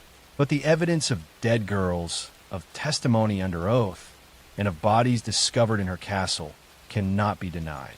Over 4 centuries later, Elizabeth Bathory is remembered as one of the most infamous women in history. Her name is tied to vampire myths, to stories of blood and eternal youth. But behind the legends lies the reality of countless young women who suffered and died under her power. Their voices were silenced by nobility, but their story lives on in the shadow of her name. This was the life and crimes of Elizabeth Bathory, the Blood Countess, a noble woman who turned castles into prisons, whose cruelty became legend, and whose darkness still chills the world to this day. Next story, I'm going to tell you the story of one of the darkest crimes in history. It is the story of Luis Alfredo Garavito, a man from Colombia whose crimes against children in the 1990s shocked the entire world. His acts of violence were so widespread and so brutal that he is remembered as one of the most prolific killers in recorded history. What makes his story especially haunting is not only the scale of his crimes, but also the way he lived for years undetected, leaving entire communities devastated and fearful. Luis Alfredo Garavito was born in 1957 in a small town in Colombia. His early childhood was marked by abuse, neglect, and hardship. He grew up in a large family where poverty was a daily struggle, and his father was violent toward both him and his siblings. From an early age, Garavito experienced physical abuse, emotional neglect, and exposure to alcoholism. These experiences shaped his psychology in deep and lasting ways. He grew up feeling powerless, angry, and alienated, and these feelings would later become twisted into desires for control and domination over the most vulnerable victims. As a young man, Garavito developed a troubled personality. He was socially awkward, prone to bursts of anger, and unable to maintain stable relationships. He drifted between jobs, often working as a street vendor or laborer. He developed alcoholism, which worsened his instability. Behind his outward struggles, however, he was developing an obsession with children. His earliest assaults were attempts to gain power and control, driven by a combination of anger, desire, and psychological disturbance. Over time, these assaults escalated into a horrifying pattern of murder. Garavito's method was both calculated and deceptive. He targeted young boys, often from poor families or those living on the streets. Many of his victims were between the ages of 6 and 16. He would approach them with offers of food, money, or work, sometimes pretending to be a charitable man who wanted to help. Once he gained their trust, he would lure them to secluded areas such as fields, abandoned buildings, or hidden roadsides. There he would bind, assault, torture, and kill them, often using knives or other sharp objects. His crimes were marked by extreme cruelty, reflecting not only his desire to dominate, but also deep-seated sadistic impulses. What made Garavito particularly dangerous was his ability to move frequently and adapt his methods. Colombia in the 1990s was experiencing widespread social turmoil, poverty, and armed conflict. Thousands of children were living on the streets, making them easy prey. Many of the families were too poor to pursue investigations, and authorities were often overwhelmed with other crises. This environment allowed Garavito to operate for years without drawing major attention. By the mid-1990s, reports of missing boys were rising dramatically. Communities began to notice patterns. Bodies of children were found in clusters, often in rural areas. Many showed signs of torture and mutilation. The level of violence was shocking, and fear began to spread as families realized a predator was targeting their children. Still, it took years for authorities to connect the cases and identify Garavito as the suspect. The breakthrough came in 1999 when police discovered a mass grave containing the remains of multiple children. Evidence collected at the site, including clothing and personal items, led investigators to track Garavito's movements. Around the same time, a boy who had survived one of his attacks provided descriptions that matched him. Police began to close in, and Garavito was eventually arrested. During interrogation, Garavito confessed in chilling detail. He admitted to murdering 140 children and suggested the number might be even higher. Later investigations linked him to over 170 victims, though some estimates placed the true figure at more than 200. His calm and matter-of-fact descriptions of the crimes horrified investigators. He explained how he chose his victims, how he gained their trust, and how he killed them. He showed no real remorse, only a detached recounting of events as if he were describing a routine. Garavito's trial was one of the most significant in Colombian history. The scale of his crimes was unprecedented. Families of victims filled the courtroom, demanding justice and answers. Psychologists testified about his severe antisocial personality disorder, his sadistic impulses, and his compulsive behavior. He was described as a predator driven by uncontrollable urges, but also as a calculating manipulator who carefully planned his actions.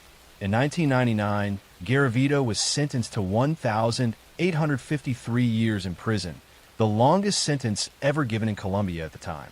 However, under Colombian law, the maximum time an individual can serve is 40 years. This caused outrage among the public, as many felt it was not sufficient punishment for the scale of his crimes. Authorities later adjusted the maximum to 60 years for special cases, but it still meant that Garavito could not technically serve the full length of his sentence. While in prison, Garavito occasionally cooperated with investigators, helping them locate burial sites of his victims. Even so, his behavior in prison reflected the same manipulative personality he had always shown. He sometimes portrayed himself as repentant, asking for forgiveness, while at other times he remained cold and detached. Families of victims struggled with the knowledge that the man responsible for so much pain would never face the full measure of justice. Garavito's crimes had a lasting impact on Colombia. They highlighted the vulnerabilities of street children and the failures of institutions meant to protect them. His actions forced reforms in how authorities track missing children, investigate serial crimes, and provide resources for poor families. Nonprofit organizations and child protection groups grew stronger in the aftermath, determined to prevent another tragedy on such a scale. Psychologists studying Garavito's case have described him as one of the most extreme examples of sadistic serial killers. His lack of empathy, his ability to deceive, and his willingness to kill repeatedly made him extraordinarily dangerous. The fact that he targeted children, the most vulnerable members of society, made his crimes especially horrifying. He remains one of the most studied cases in criminal psychology, both for the sheer number of victims and the systematic way in which he carried out his murders. Luis Alfredo Garavito died in 2023 while still in prison, reportedly from natural causes. His death brought a measure of closure, though for many families it was too late. The memory of the children he killed continues to haunt Colombia, and his story remains a warning about the depths of human cruelty and the need for vigilance in protecting the vulnerable. The story of Garavito is not just about one man's crimes. It is also about the social and economic conditions that made those crimes possible. Poverty, neglect, and weak institutions allowed him to thrive for years. His actions forced Colombia to confront those weaknesses, and though progress has been made, the pain of his victims' families remains a permanent scar. Today, Garavito is remembered as one of the worst killers in history. His crimes stand as a reminder of what can happen when society fails to protect its children. The lessons from his case continue to inform criminal justice systems around the world, ensuring that the suffering he caused is never forgotten. Next story. I'm going to tell you the story of one of the darkest crimes in history. It is the story of Marc Dutroux, a man whose actions in Belgium during the 1980s and 1990s revealed not only the extent of his cruelty, but also exposed failures in the country's police and justice systems. His crimes shocked an entire nation, and his name remains one of the most infamous in Europe's criminal history. Marc Dutroux was born in Brussels in 1956. He was the eldest of 5 children in a family marked by instability and neglect.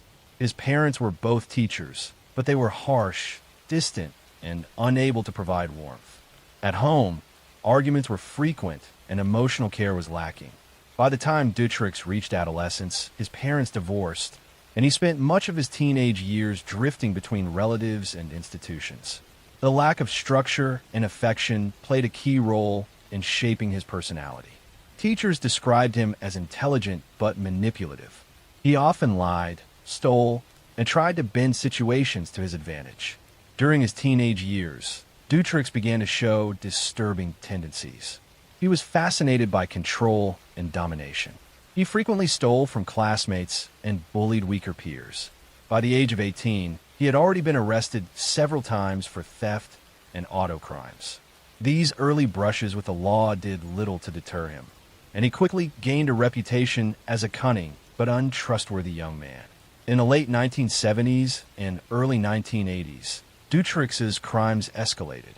He began abducting and assaulting young girls, using manipulation and physical force to gain control. In 1986, he was arrested and convicted of kidnapping and assaulting 5 girls. He was sentenced to 13 years in prison. At the time, psychiatrists who evaluated him described him as manipulative, narcissistic, and dangerous, with a high risk of reoffending. Despite this, Dutroux served only 3 years before being released on parole in 1989. This decision would later haunt Belgium, as it allowed him to continue his predatory activities. Upon his release, Dutroux carefully constructed a double life.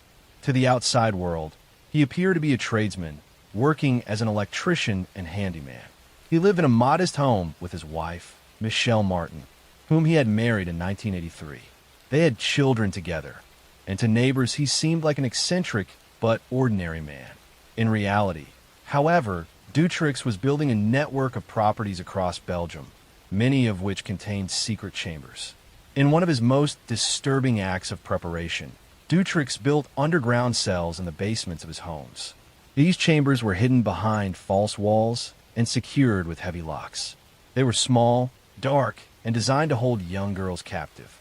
He stocked them with food, water, and mattresses. His planning showed methodical premeditation and a chilling level of organization. Throughout the early 1990s, Dutroux resumed his cycle of abduction. His method was simple but effective. He would drive around areas where children walked home from school or gathered with friends, and he would lure or force them into his vehicle. Once in his control, they were taken to the hidden chambers and held in captivity. There, they endured prolonged suffering, including assault and psychological torment. Dutroux was not acting entirely alone. His wife, Michelle Martin, played a crucial role in his crimes. She sometimes lured victims by pretending to offer them help. She also fed and monitored the imprisoned girls while Dutroux was away. Other accomplices assisted in various ways, though none were as central as Martin. This collaboration made his crimes even more horrifying, as they showed a shared willingness to inflict suffering on vulnerable children. Some of the girls Dutroux captured did not survive their ordeal. Investigators later discovered that 2 victims, left unattended while Dutroux was briefly imprisoned on another offense, died of starvation in his basement. Michelle Martin, though aware of their presence, failed to intervene or provide food. These deaths highlighted not only Dutroux's cruelty, but also Martin's complicity. The scale of Dutroux's crimes might never have been fully uncovered if not for a series of investigative breakthroughs in 1996. After reports of another attempted abduction, police linked Dutroux to the crime. When his properties were searched, investigators made a chilling discovery. Behind false walls and beneath floors, they found hidden chambers where children had been held captive. Some victims were rescued alive, while the remains of others were unearthed. Authorities also recovered videotapes Dutroux had made, documenting his crimes and confirming the extent of his actions. The revelations shocked Belgium to its core. The public was horrified not only by the brutality of the crimes, but also by how many opportunities had been missed to stop Dutrex earlier. Neighbors had reported suspicious activity, including sounds of children crying, but searches of his home had been careless. In one instance, police officers stood just feet above where two girls were imprisoned but failed to discover the hidden compartment. As news spread, Belgium erupted in anger. The people demanded accountability, not only for the crimes, but for the repeated failures of the justice system. In October 1996, hundreds of thousands of Belgians took to the streets in what became known as the White March. Citizens dressed in white and carried white balloons as symbols of innocence lost. It was one of the largest public demonstrations in Belgian history, reflecting the collective grief and outrage of a nation betrayed by its institutions. The trial of Marc Dutrex began in 2004, nearly a decade after his arrest. It lasted months and was followed closely by the international press. The evidence against him was overwhelming. Survivors gave haunting testimony of their captivity. Families of victims described years of anguish. The videotapes and journals provided direct proof of his guilt. Dutrex attempted to manipulate the trial by claiming he had been part of a larger network of criminals involved in trafficking. These claims sparked conspiracy theories and added to public distrust, but they were never fully substantiated. Ultimately, Dutrex was convicted of multiple murders, kidnappings, and assaults. He was sentenced to life in prison with no possibility of parole. His wife, Michelle Martin, was also convicted and sentenced to 30 years, though she later received parole in 2012, a decision that once again outraged the public. The aftermath of the Dutrex case was far-reaching. It led to reforms in the Belgian police and judicial system, including better coordination between agencies, stricter sentencing for dangerous offenders, and improved procedures for handling missing persons. The case became a symbol of both the depths of human cruelty and the necessity of institutional accountability. Psychologists who studied Dutrex described him as a manipulative, narcissistic predator. He exhibited traits of antisocial personality disorder, with a total lack of empathy for his victims. He was motivated by control and domination, seeing his victims not as human beings, but as objects to satisfy his desires. His ability to live an outwardly ordinary life while secretly committing such atrocities remains one of the most chilling aspects of his story. Next story. I'm going to tell you the story of one of the darkest crimes in history. It is the story of Rodney Alcala, a man whose charm, intelligence, and outward appearance concealed a pattern of violence and manipulation that terrorized women for decades. Known as the dating game killer, his case stands as one of the most chilling examples of how a predator can operate in plain sight while deceiving nearly everyone around him. Rodney James Alcala was born in 1943 in San Antonio, Texas. His early childhood was marked by instability. When he was young, his father abandoned the family, leaving his mother to raise the children alone. They relocated to Los Angeles, where Alcala grew up. Accounts from his youth describe him as intelligent, artistic, and gifted in school. He showed talent in photography and had an ability to draw people toward him with his personality. Yet beneath this outward image lay a growing tendency toward manipulation and control. Alcala joined the United States Army at the age of 17. He was stationed as a clerk, but his time in the military ended abruptly. In 1964, after suffering what was described as a nervous breakdown, he deserted his post. Military psychologists later diagnosed him with antisocial personality traits, and he was discharged on medical grounds. This episode revealed the instability and psychological issues that would continue to shape his life. By the late 1960s, Alcala had begun targeting women and children. In 1968, in Los Angeles, he committed one of his first known assaults. He lured an 8-year-old girl into his apartment and attacked her.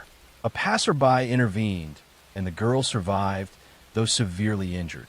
Alcala fled the state and was placed on the FBI's most wanted list. He adopted new identities, enrolled in college in New York, and even studied film under the famous director Roman Polanski. This ability to shift identities and blend into new environments became a hallmark of his predatory style. Eventually, Alcala was arrested and convicted for the 1968 assault, but the legal system at the time imposed light consequences. He served a short sentence and was released on parole in the early 1970s. Despite the clear evidence of his danger to society, parole boards granted him freedom multiple times. This repeated leniency allowed Alcala to continue his cycle of violence. Throughout the 1970s, Alcala refined his methods. He presented himself as a professional photographer, often approaching women and offering to take their pictures for modeling portfolios. He carried a camera and used his charm to gain trust. Many women agreed, not realizing that behind the lens was a predator who was studying, manipulating, and ultimately hunting them. Thousands of photographs were later found, showing women, teenagers, and children in posed and candid situations. Some of the individuals in these photographs remain unidentified to this day, raising chilling questions about the full extent of his crimes. Alcala's outward persona grew increasingly convincing. In 1978, he even appeared as a contestant on the popular television program, The Dating Game. On national television, he smiled, joked, and impressed the female contestant with his witty answers. He won the episode and was chosen for a date, though the woman later declined after sensing something unsettling about him. The fact that a serial predator could stand on stage and charm a national audience while actively committing crimes earned him the nickname the Dating Game Killer. Behind this facade, Alcala's crimes were escalating. He was linked to murders across California, New York, and possibly other states. His victims were often young women, though investigators later connected him to children as well. The killings followed a pattern of manipulation, assault, and strangulation. Survivors described how he would sometimes strangle his victims until they lost consciousness, then allow them to recover briefly before repeating the act. This sadistic method revealed his desire for total control over life and death. One of his known victims was Jill Barkham, an 18-year-old runaway found murdered in Los Angeles in 1977. Another was Georgia Wickstead, a 27-year-old nurse whose body was discovered in 1978. Later victims included Charlotte Lamb, Jill Parento, and 12-year-old Robin Samso, whose disappearance and murder in 1979 finally brought Alcala into the full focus of law enforcement. The Samso case became the turning point. Robin disappeared while riding her bicycle to ballet class in Huntington Beach, California. Her remains were found 12 days later. Witnesses recalled seeing her with a man who matched Alcala's description and noted the presence of a camera. Police searched his storage locker, uncovering jewelry, keepsakes, and thousands of photographs. These items linked him to multiple victims and provided evidence of his predatory behavior. Alcala was arrested in 1979 and charged with Robin Samso's murder. His first trial led to a conviction, but it was overturned on appeal due to procedural issues. A second conviction followed, but was again overturned. It was not until 2010, after advances in DNA technology, that prosecutors secured a comprehensive conviction against him for 5 murders committed in California between 1977 and 1979. DNA evidence also linked him to additional crimes in New York and elsewhere. In total, investigators estimate that Alcala may have killed dozens of people, though the exact number remains unknown. During his trials, Alcala's behavior reflected his narcissism and manipulative tendencies. In his later trial, he chose to represent himself, questioning witnesses and even addressing the jury directly. At times he played recordings of the song Arlo Guthrie's Alice's Restaurant, seemingly mocking the proceedings. His lack of remorse and his insistence on controlling the courtroom underscored the psychological traits that had fueled his crimes. In 2010, Rodney Alcala was sentenced to death in California for the murders of 5 women and girls. Additional convictions followed in New York, where he was sentenced to 25 years to life for 2 more killings. Despite the convictions, law enforcement believes that Alcala's victim count was far higher, possibly reaching into the dozens or more. The photographs discovered in his storage unit remain a haunting archive, with many individuals still unidentified, leaving families to wonder whether their missing loved ones may have been among his victims. Alcala's health declined in prison, and he remained on death row for over a decade. In July 2021, he died of natural causes at the age of 77 while still awaiting execution. His death closed the chapter on his life, but left many unanswered questions about the true scale of his crimes.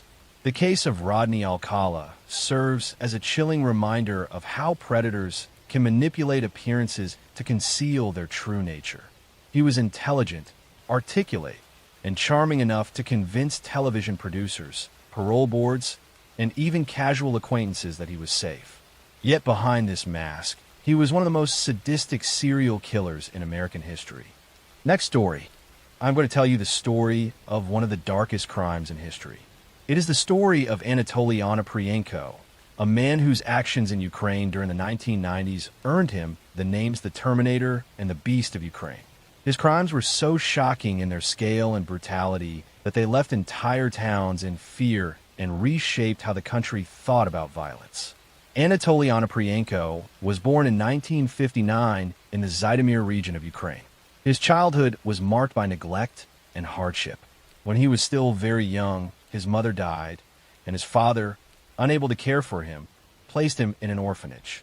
Growing up without a stable family or guidance, he developed deep feelings of abandonment and resentment. The orphanage system in the Soviet era was harsh, and Anatoly learned to survive through isolation and cruelty. Teachers and other children described him as withdrawn, but also prone to sudden bursts of anger. These early experiences played a major role in shaping his psychology. He grew up believing the world was hostile and uncaring, and in time, he would turn that belief into violence. As a young man, Anatoly briefly joined the Soviet military, but he did not last long in disciplined environments. He drifted from job to job, never forming lasting relationships. By the 1980s, he began to commit small crimes, burglaries, and thefts. He also traveled through Europe for a time, where he may have observed or even practiced violent crimes that were never discovered. What is clear is that by the early 1990s, back in Ukraine, he had decided to pursue murder on a scale almost without precedent.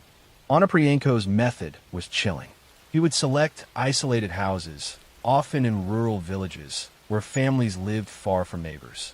Armed with a shotgun or other weapons, he would break into the homes at night, kill everyone inside, and then set fire to the house to destroy evidence. He murdered entire families, men, women, and children, leaving no survivors. His attacks were often random, which created widespread panic because no one could predict where he would strike next. Unlike killers who target specific victims, Onoprienko's violence was indiscriminate. This made him even more terrifying. Between 1989 and 1996, he murdered at least 52 people, though some investigators believe the true number could have been higher. His crimes were methodical, yet also impulsive. Sometimes he would kill simply because a house seemed like an easy target. In other cases, he left behind small signs of planning, such as stealing weapons or vehicles. The randomness of his choices made the investigations difficult. In Ukraine during the early 1990s, the police and security forces were struggling. The collapse of the Soviet Union had left the country in turmoil. Institutions were weak, resources were scarce, and crime was rising across the nation. Onoprienko exploited this chaos. For years, he managed to avoid capture, moving quietly from one region to another. Each new set of murders caused fear to spread. Families locked themselves in their homes at night. Villages organized patrols, but it did little to stop him. The investigation into his crimes was one of the most complex in Ukrainian history. Initially, police suspected several different individuals, since the crimes were so widespread and brutal that it seemed impossible for one man to be responsible. For a time, attention even fell on innocent suspects who were wrongfully detained. This only deepened public frustration and fear. The breakthrough came in 1996, after a series of particularly brutal murders. Investigators began to see a clearer pattern. Tips from locals led them to Anna Priyenko, who had been living with a girlfriend at the time. When police raided his home, they discovered weapons, stolen property for victims, and detailed evidence linking him to the killings. Confronted with overwhelming proof, Anna Priyenko confessed. His confession was chilling in its calmness. He spoke about the murders as if they were simple acts of necessity, showing little remorse. He explained his methods step by step, acknowledging the families he had destroyed. His trial in 1998 was one of the most publicized in Ukrainian history. The courtroom was packed with families of victims, journalists, and officials. People wanted to understand how a single man could commit such atrocities. Throughout the proceedings, Anna Priyenko remained detached. He admitted to 52 murders, describing them in detail. Psychologists evaluated him and concluded that he showed traits of severe antisocial personality disorder. He lacked empathy, exhibited extreme aggression, and was driven by impulses he claimed he could not control. The court sentenced him to death, the maximum penalty in Ukraine at the time. However, shortly after, Ukraine declared a moratorium on the death penalty in line with European human rights agreements. His sentence was commuted to life imprisonment without parole. He was sent to a maximum security prison, where he spent the rest of his days. In 2013, Anatoly Onoprienko died of heart failure in his cell at the age of 54. The aftermath of his crimes left deep scars.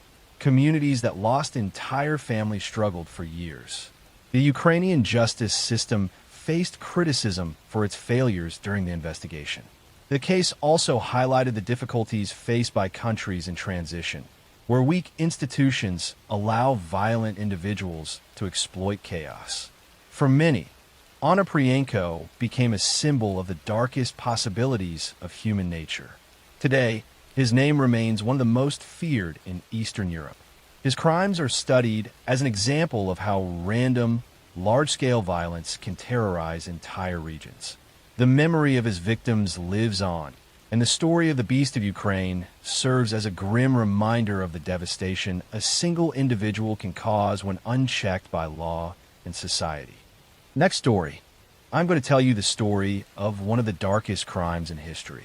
It is the story of Javed Iqbal, a man whose actions in Lahore, Pakistan, during the late 1990s shocked the world and revealed a level of cruelty almost impossible to comprehend. His crimes left families devastated, communities terrified, and a nation struggling to understand how such horrors could occur. Javed Iqbal was born in 1956 in Lahore, Pakistan. His childhood was marked by neglect, social isolation, and early exposure to moral confusion. While details of his early family life are limited, accounts suggest that he was an intelligent child, academically capable, but socially withdrawn. He struggled to form normal attachments and demonstrated early tendencies toward obsessive and controlling behavior. Teachers recalled that he often appeared detached from the emotions of those around him, and he rarely formed lasting friendships. As a young adult, Iqbal's intelligence became more pronounced. He was a diligent student and pursued work in commerce and small business. Despite his outward appearance of normalcy, he was developing a dark fascination with control and domination. He began to view vulnerable children as objects to manipulate and exploit.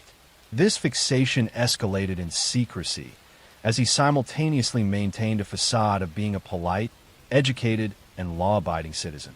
In the early 1990s, Javed Iqbal began committing his crimes. He targeted street children and orphans, often luring them with promises of shelter, food, and money. Many of his victims were boys who had been abandoned or marginalized, making them particularly vulnerable.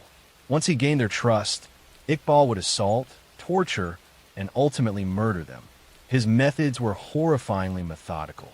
He often strangled his victims and then disposed of their bodies in secret locations. The scale of Iqbal's crimes grew rapidly. Over a period of approximately 2 years, he murdered at least 100 boys, though some estimates suggest the number could have been even higher.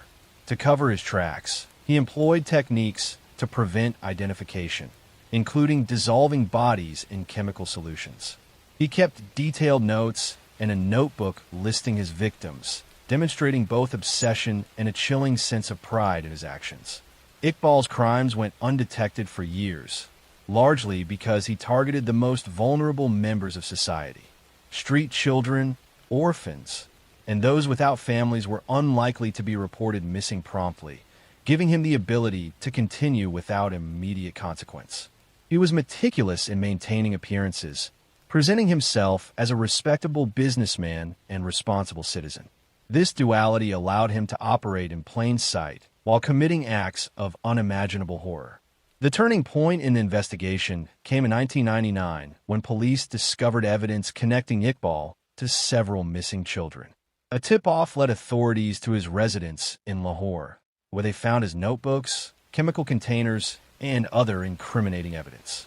The scale of the documentation revealed the full extent of his crimes, listing hundreds of names and demonstrating a level of premeditation that was staggering. When confronted, Javed Iqbal confessed to his murders. He described his actions in detail, explaining how he would lure children, commit assaults, and then dispose of their bodies. He showed no apparent remorse, speaking about his crimes as if they were a logical sequence of events. Psychologists later evaluated him and concluded that he displayed severe antisocial personality disorder, sadistic tendencies, and a profound lack of empathy. His ability to compartmentalize normal life from his violent acts exemplified the psychological profile of an organized and calculating serial killer. Iqbal was arrested and charged with multiple counts of murder, abuse, and sexual assault. The trial was a national sensation, drawing attention not only to the crimes themselves, but also to systemic failures in protecting vulnerable populations. Families of victims provided testimony that was harrowing in its detail, recounting the years of fear and uncertainty. The media extensively covered the trial, which brought to light both the depravity of Iqbal's actions and the social context that allowed him to operate. During the trial, Javed Iqbal continued to display manipulative behavior. He attempted to challenge evidence, provide alternate narratives, and use his intelligence to complicate proceedings. Nevertheless, the overwhelming evidence, including his detailed victim records and physical evidence, ensured a conviction. The court sentenced him to death. The verdict was widely supported by the public, who saw it as necessary justice for the scale of his crimes. However, before his execution could be carried out, Javed Iqbal died in police custody in 2001. He had reportedly hanged himself in his cell, bringing an abrupt end to his life, but leaving many questions unresolved.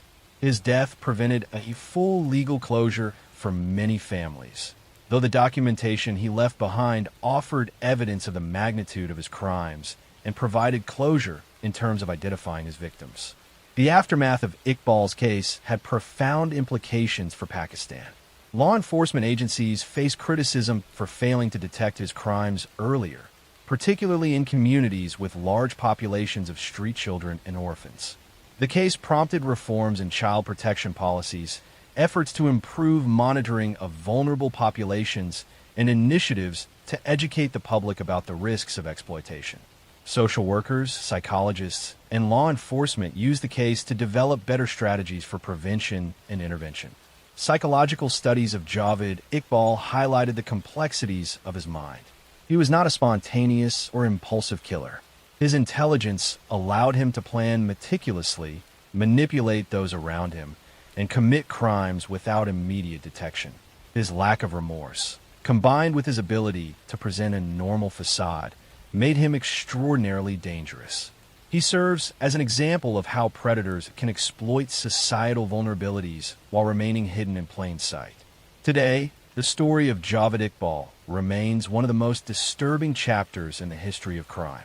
His actions destroyed lives, terrorized communities, and revealed the darkest aspects of human behavior. Yet his crimes also prompted important changes in child protection, policing, and public awareness, ensuring that some good emerged from the tragedy. His name is remembered as a cautionary symbol of the importance of vigilance, empathy, and the protection of the most vulnerable members of society. Javed Iqbal's story is not just a tale of murder. It is a haunting reminder of how intelligence, charm, and manipulation can be weaponized to commit acts of profound evil. It illustrates the vulnerabilities in society that allow predators to flourish and underscores the enduring importance of justice, protection, and awareness. Even decades later, the victims he claimed are remembered, and the lessons of his crimes continue to inform law enforcement and child protection practices around the world. Next story.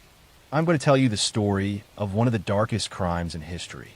It is the story of Charles Cullen, a man who spent decades killing patients under his care while working as a nurse in hospitals across New Jersey and Pennsylvania. His crimes revealed a horrifying abuse of trust and exposed weaknesses in the healthcare system that allowed him to continue for years undetected. Charles Edmund Cullen was born in 1960 in West Orange, New Jersey. His childhood was marked by instability, emotional neglect, and early exposure to social and psychological challenges. He was described as a quiet, introverted child, often withdrawing from others. He showed signs of depression and struggled to form healthy emotional connections. Despite these difficulties, he was intelligent and capable, traits that would later help him evade detection for years.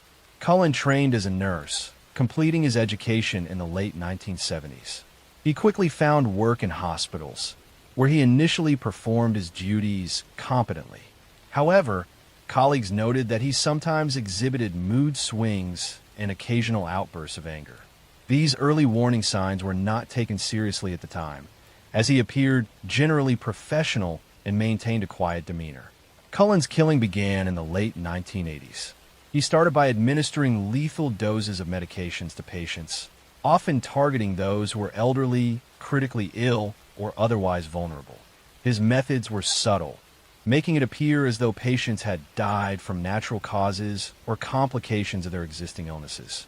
This ability to blend his actions into the expected patterns of hospital mortality allowed him to avoid suspicion.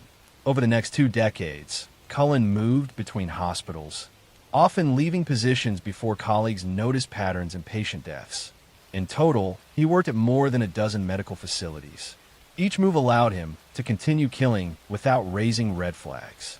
Hospitals did not communicate effectively about suspicious deaths, and oversight was minimal, which enabled Cullen to continue his killing spree for years.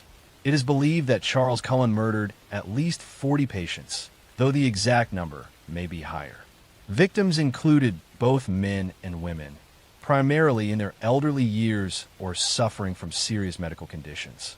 His method of killing primarily involved the administration of overdoses of medications, such as digoxin, insulin, and other cardiac drugs. These overdoses often caused heart failure or sudden death, and because the patients were already vulnerable, the deaths appeared consistent with medical expectations. Cullen's motivations were complex and sometimes contradictory.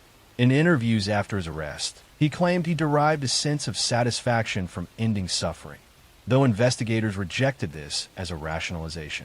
Psychologists described him as having antisocial personality traits, including a lack of empathy, chronic manipulation, and a willingness to kill without remorse. He displayed both careful planning and opportunism, selecting victims based on accessibility and vulnerability.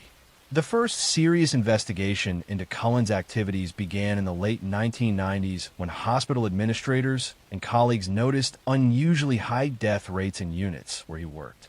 Patterns emerged linking sudden cardiac deaths and unexplained overdoses to patients under his care. The investigation revealed that Cullen had been able to exploit weaknesses in hospital reporting systems and the lack of coordination between institutions. Despite early suspicions, no arrests were made until he confessed voluntarily during a police investigation in 2003. Cullen's confession stunned authorities. He admitted to killing dozens of patients across multiple hospitals, providing detailed accounts of how he administered lethal doses and how he avoided detection. He explained that he had moved frequently to avoid scrutiny and that he had chosen victims strategically. His calm recounting of these murders was chilling, revealing both his meticulous planning and the ease with which he had circumvented oversight. The trial and investigation that followed were extraordinary in their scope. Prosecutors in New Jersey and Pennsylvania worked to understand the full extent of Cullen's crimes, interviewing colleagues, reviewing medical records, and analyzing patient deaths over decades. The legal proceedings focused not only on the murders themselves, but also on systemic failures in the healthcare system that allowed a nurse to kill patients over such an extended period. In 2006, Charles Cullen pleaded guilty to multiple counts of murder and attempted murder as part of a plea agreement. The agreement was designed to avoid lengthy trials while ensuring he would spend the remainder of his life in prison without the possibility of parole. He was sentenced to multiple consecutive life terms, ensuring that he would never be released. Cullen's admission, while providing closure for some families, also left lingering questions about the total number of victims. Many cases remained unresolved, and investigators continue to believe that his death toll may be higher than officially confirmed. The aftermath of Cullen's crimes prompted widespread reforms in healthcare oversight. Hospitals implemented stricter monitoring of medication administration, improved reporting systems, and mandatory reviews of unusual patient deaths. Regulatory bodies strengthened procedures to prevent similar abuses of trust in the future.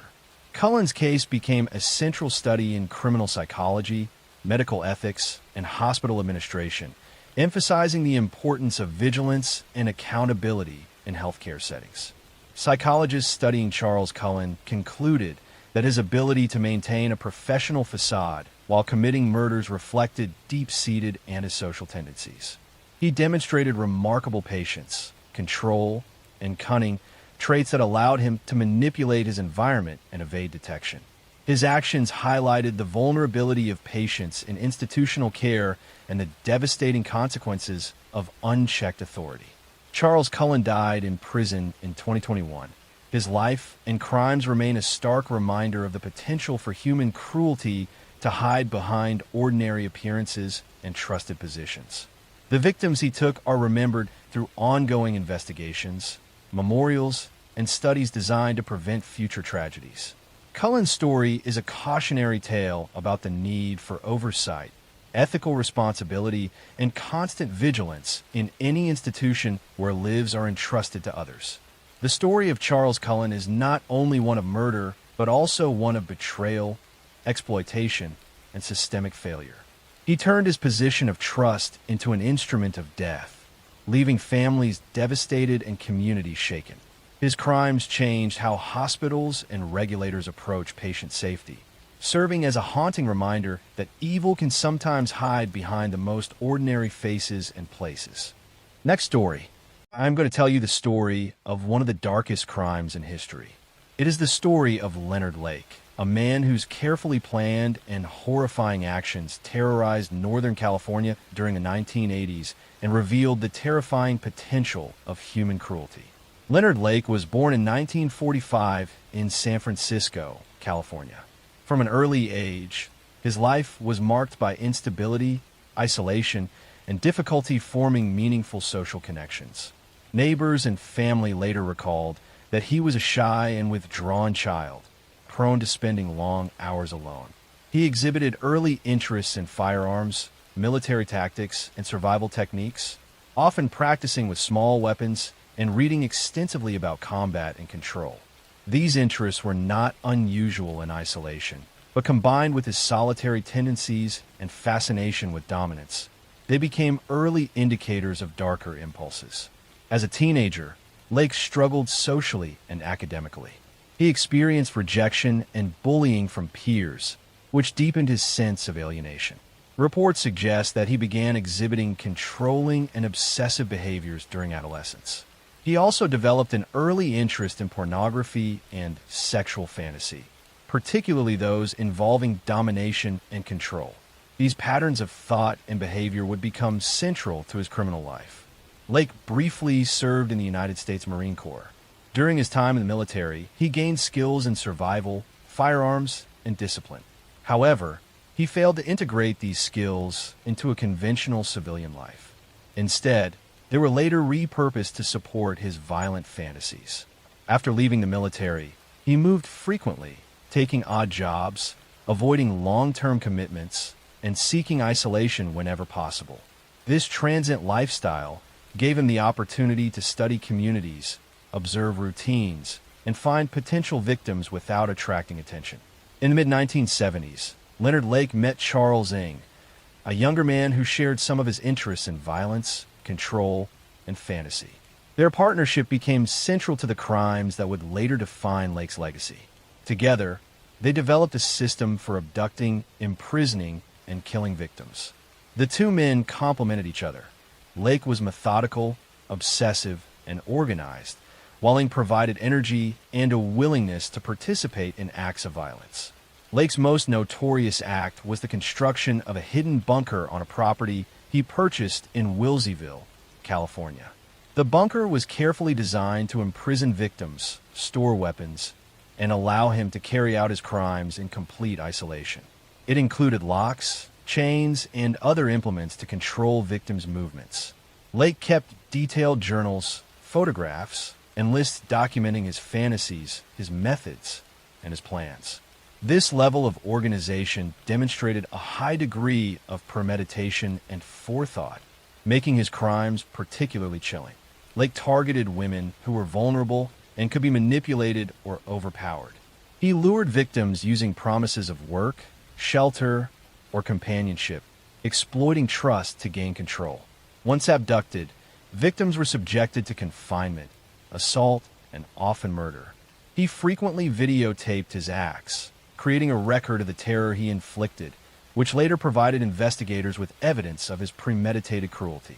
He often employed a combination of restraint, coercion, and psychological manipulation to maintain control, displaying traits consistent with sexual sadism and antisocial personality disorder. During the period of his criminal activity, the public remained largely unaware of the danger he posed. Communities in Northern California were left shocked when his crimes were finally uncovered. Families of missing persons struggled for years without answers, and law enforcement initially faced difficulty connecting disappearances that occurred across county lines. Lake's careful planning, isolated locations, and transient movements allowed him to evade detection for an extended period. The investigation intensified in 1985 after Charles Ng was detained on an unrelated weapons charge. Under questioning, Ng led authorities to Lake's Wilseyville property. There, investigators discovered the hidden bunker, containing human remains, personal effects, weapons, and detailed records of Lake's activities. The evidence revealed the horrifying scale and systematic nature of his crimes, including multiple murders, assaults, and abductions.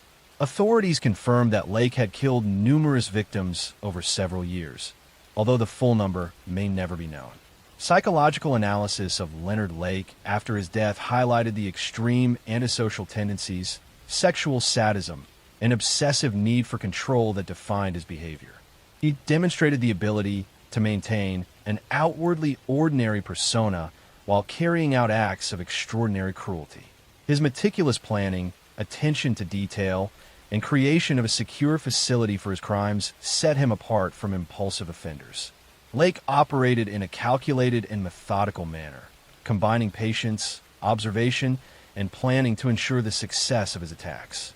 Faced with imminent arrest, Leonard Lake chose to end his own life in 1985. His death prevented a complete legal reckoning, but Charles Ng was subsequently prosecuted and convicted for the crimes they had committed together. The trial revealed the full extent of Lake's predatory behavior, the meticulous planning behind his acts, and the suffering inflicted upon his victims. Families of the victims described the trauma and fear that had haunted them for years, and investigators detailed the painstaking work required to uncover and understand Lake's methods. The aftermath of Leonard Lake's crimes had profound and lasting consequences. Law enforcement agencies reviewed and improved practices related to missing persons, interagency cooperation, and tracking transient offenders. His case became a central study in criminal psychology, illustrating how a person could combine outward normalcy with calculated, methodical violence in private. It also prompted greater awareness of the potential for organized predatory behavior, highlighting the importance of vigilance and forensic investigation. Leonard Lake's story is a chilling reminder of the depths of human cruelty. He combined intelligence, patience, and meticulous planning to commit acts of extreme violence. He preyed on the vulnerable, exploited trust, and created a hidden world where terror could unfold without interruption. Even decades after his death, his crimes continue to serve as a case study in psychology, criminal investigation, and the consequences of predatory behavior. The meticulousness of his planning, the horror of his actions, and the enduring trauma experienced by survivors and families mark Leonard Lake as one of the most disturbing figures in American criminal history. Next story. I'm going to tell you the story of one of the darkest crimes in history. It is the story of Yang Xinhai, a man whose brutal and methodical killings shook rural China and left a legacy of fear that still lingers today. Yang Xinhai was born in 1968 in Hunan Province, China. From a young age, his life was marked by hardship and social isolation. He grew up in a poor family, with parents struggling to provide for their children. Yang was a quiet, withdrawn child, often spending long hours alone. Neighbors recalled that he was physically small for his age and frequently bullied by other children. These early experiences of rejection and isolation contributed to a growing sense of resentment and anger. As a teenager, Yang struggled academically and socially. He dropped out of school early and began drifting from place to place, taking odd jobs wherever he could. His early adult years were marked by petty theft and occasional violence. Reports later revealed that he had committed assaults and burglaries before escalating to more serious crimes. Experts believe that his early experiences of poverty, neglect, and social marginalization combined with latent violent tendencies to form the foundation for his later predatory behavior. Yang's adult life was transient. He traveled extensively across rural China, often taking temporary labor jobs. This mobility gave him the opportunity to observe and study the routines of villages and communities. He developed a methodical approach to selecting victims. Typically, he targeted isolated households in small towns or remote villages, where people lived alone or in small family units. He studied patterns, watching the comings and goings of people and noting when homes would be empty or vulnerable. Beginning in the late 1990s, Yang's crimes escalated into a spree of extreme violence. He would enter homes late at night, often using brute force to gain access. His attacks were sudden, brutal, and meticulously executed. Victims were usually killed with hammers, axes, or knives. There was little warning, and the violence was overwhelming. Entire families were sometimes murdered, leaving behind scenes of terror and devastation. He was careful to avoid leaving evidence that could easily identify him, frequently wearing gloves and taking precautions to avoid detection. The scale and pattern of Yang's crimes caused widespread fear in rural communities. Villagers were terrified to be alone at night. People began to lock doors and keep watch in groups, but the unpredictability of his attacks made the fear pervasive. Authorities were initially unable to connect the murders, partly due to the geographic spread of his attacks. He operated across multiple provinces, which made investigation coordination difficult and slowed the identification of a pattern. Yang's psychological profile was disturbing. Experts who later studied his case identified traits consistent with extreme antisocial personality disorder. He demonstrated a total lack of empathy, deriving satisfaction from the suffering of others. He was methodical, patient, and highly organized in his approach. Unlike many criminals who act impulsively, Yang planned his attacks with precision. He would observe, wait for opportunities, and strike when victims were most vulnerable. His calm demeanor in public and transient lifestyle allowed him to blend into communities while committing violent acts in private. Authorities eventually pieced together the pattern of killings in the early 2000s.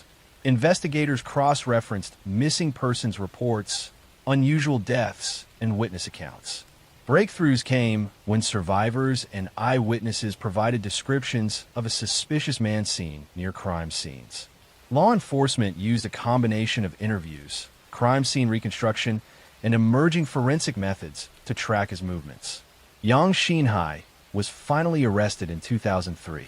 Evidence linked him to at least 67 murders and multiple assaults. making him one of the most prolific serial killers in Chinese history. The trial revealed the horrifying scope of his crimes, the meticulous planning involved, and the terror he had inflicted on countless communities. Witnesses recounted their fear and trauma, survivors described narrow escapes, and investigators detailed the painstaking work required to apprehend him. He was convicted and sentenced to death. Yang remained calm during proceedings, showing little emotion or remorse. The sentence was carried out in 2004, bringing an official end to his spree of violence. Yet the impact of his crimes continued to resonate. Families mourned lost relatives, communities took years to recover their sense of security, and law enforcement incorporated lessons from the case into methods for tracking transient offenders and connecting widely dispersed crimes. The story of Yang Xinhai is a chilling reminder of the depths of human cruelty. His ability to operate undetected for years, the meticulousness of his planning, and the sheer brutality of his crimes make him one of the most terrifying figures in modern criminal history. He targeted the most vulnerable, struck without warning, and left a trail of destruction that shaped communities and criminal investigation practices for years to come. Even today, his crimes are studied in China and internationally as examples of how poverty, social isolation, and unchecked violent tendencies can combine to create a predator capable of extreme destruction.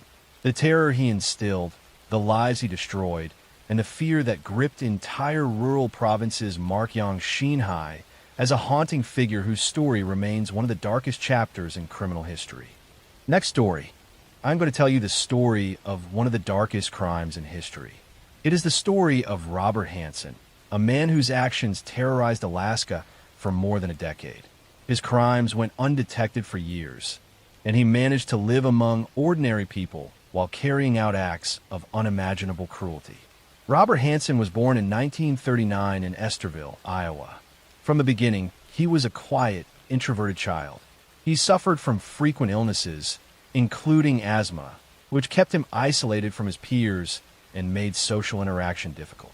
His early childhood was marked by loneliness. He spent hours observing the world around him, especially the natural environment and animals. This fascination with hunting and firearms would shape his later life in profound ways. Even as a young boy, Hansen displayed disturbing tendencies. He had a fascination with trapping and harming animals. Neighbors and relatives later recalled incidents where he would set traps for small creatures, sometimes killing them without remorse. These behaviors were early warning signs of a lack of empathy and a fascination with control over weaker beings. In school, Hansen was often bullied and ostracized, deepening his sense of isolation.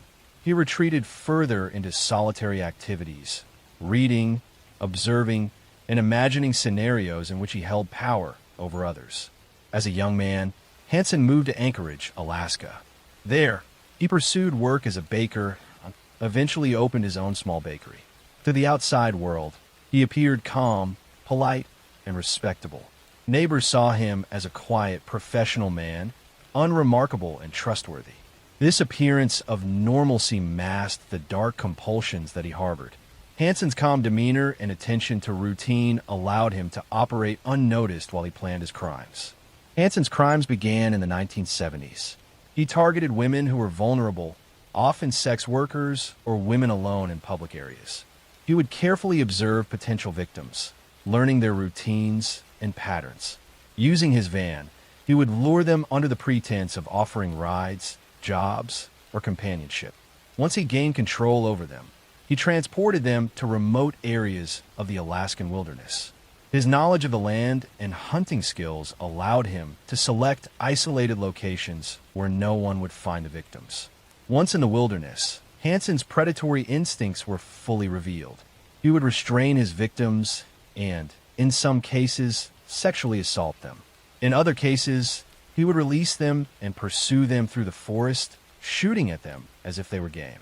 He took pleasure in the fear and panic he created, viewing these women not as human beings, but as objects to dominate and hunt. His meticulous planning and patience made him extremely difficult to catch. He would often bury victims in unmarked graves, scatter evidence, and used the natural terrain to hide his crimes. The impact of his crimes on the community was profound, though it developed gradually. At first, disappearances were treated as isolated incidents. Families reported missing daughters, and friends searched in vain for answers. Women began to alter their behavior, avoiding certain areas and traveling in groups. The growing fear was subtle but pervasive. Law enforcement struggled to see the connection between cases. Hansen's careful selection of victims and his mobile approach allowed him to evade detection for years. Hansen's psychology was complex. Experts later determined that he had antisocial tendencies combined with sexual sadism. He was capable of maintaining a normal life, operating a business, and interacting with neighbors without raising suspicion. Yet privately, he acted on violent fantasies with meticulous calculation. He derived pleasure from exerting control over his victims and manipulating their fear. This duality, ordinary by day, predator by night, was central to his ability to continue for so long. Investigations into his crimes intensified in the early 1980s. A combination of forensic analysis, witness testimony, and law enforcement collaboration finally began to unravel his activities. One survivor provided crucial information that enabled authorities to identify Hansen. The pattern became evident. Vulnerable women were targeted, abducted, transported in his van, and disposed of in remote wilderness areas. Evidence included personal items belonging to victims, forensic traces, and eyewitness accounts of his interactions with women prior to abduction. Eventually, he was linked to at least 17 murders, though it is widely believed the number of victims may have been higher. Hansen's arrest in 1983 brought a wave of relief, but also horror as the details emerged. The trial revealed the full extent of his methodical cruelty. Prosecutors presented overwhelming evidence, including detailed accounts from surviving victims, physical evidence from crime scenes, and witness statements. Victims' families confronted Hansen in court, recounting years of fear and grief. Hansen maintained a composed, calm demeanor throughout the trial, showing little outward remorse. He was convicted and sentenced to life imprisonment without the possibility of parole. The aftermath of Hansen's crimes had a lasting effect on Alaska and beyond. Communities were forced to confront the vulnerabilities of women and the hidden dangers present even in quiet towns. Law enforcement agencies improved procedures for missing person cases, emphasized interagency cooperation, and advanced forensic and investigative techniques. Hansen's case became a prominent example in criminal psychology, illustrating the dangers posed by individuals capable of maintaining a normal facade while engaging in violent, compulsive behavior in private. Hansen remained in prison until his death in 2014. His story is a chilling reminder of the darkness that can exist behind ordinary appearances. He hunted his victims like game, exploiting his knowledge of human behavior and the wilderness to evade capture. The terror he created, the lives he destroyed, and the fear that gripped entire communities make Robert Hansen one of the most haunting figures in the history of American crime. His crimes are studied not only for their brutality, but also for their lessons about vigilance, forensic investigation, and the hidden duality in human behavior. They remind us that appearances can be deceiving and that the ordinary can conceal the extraordinary darkness. The story of Robert Hansen endures as a cautionary tale of methodical evil and the profound consequences of unchecked predatory impulses.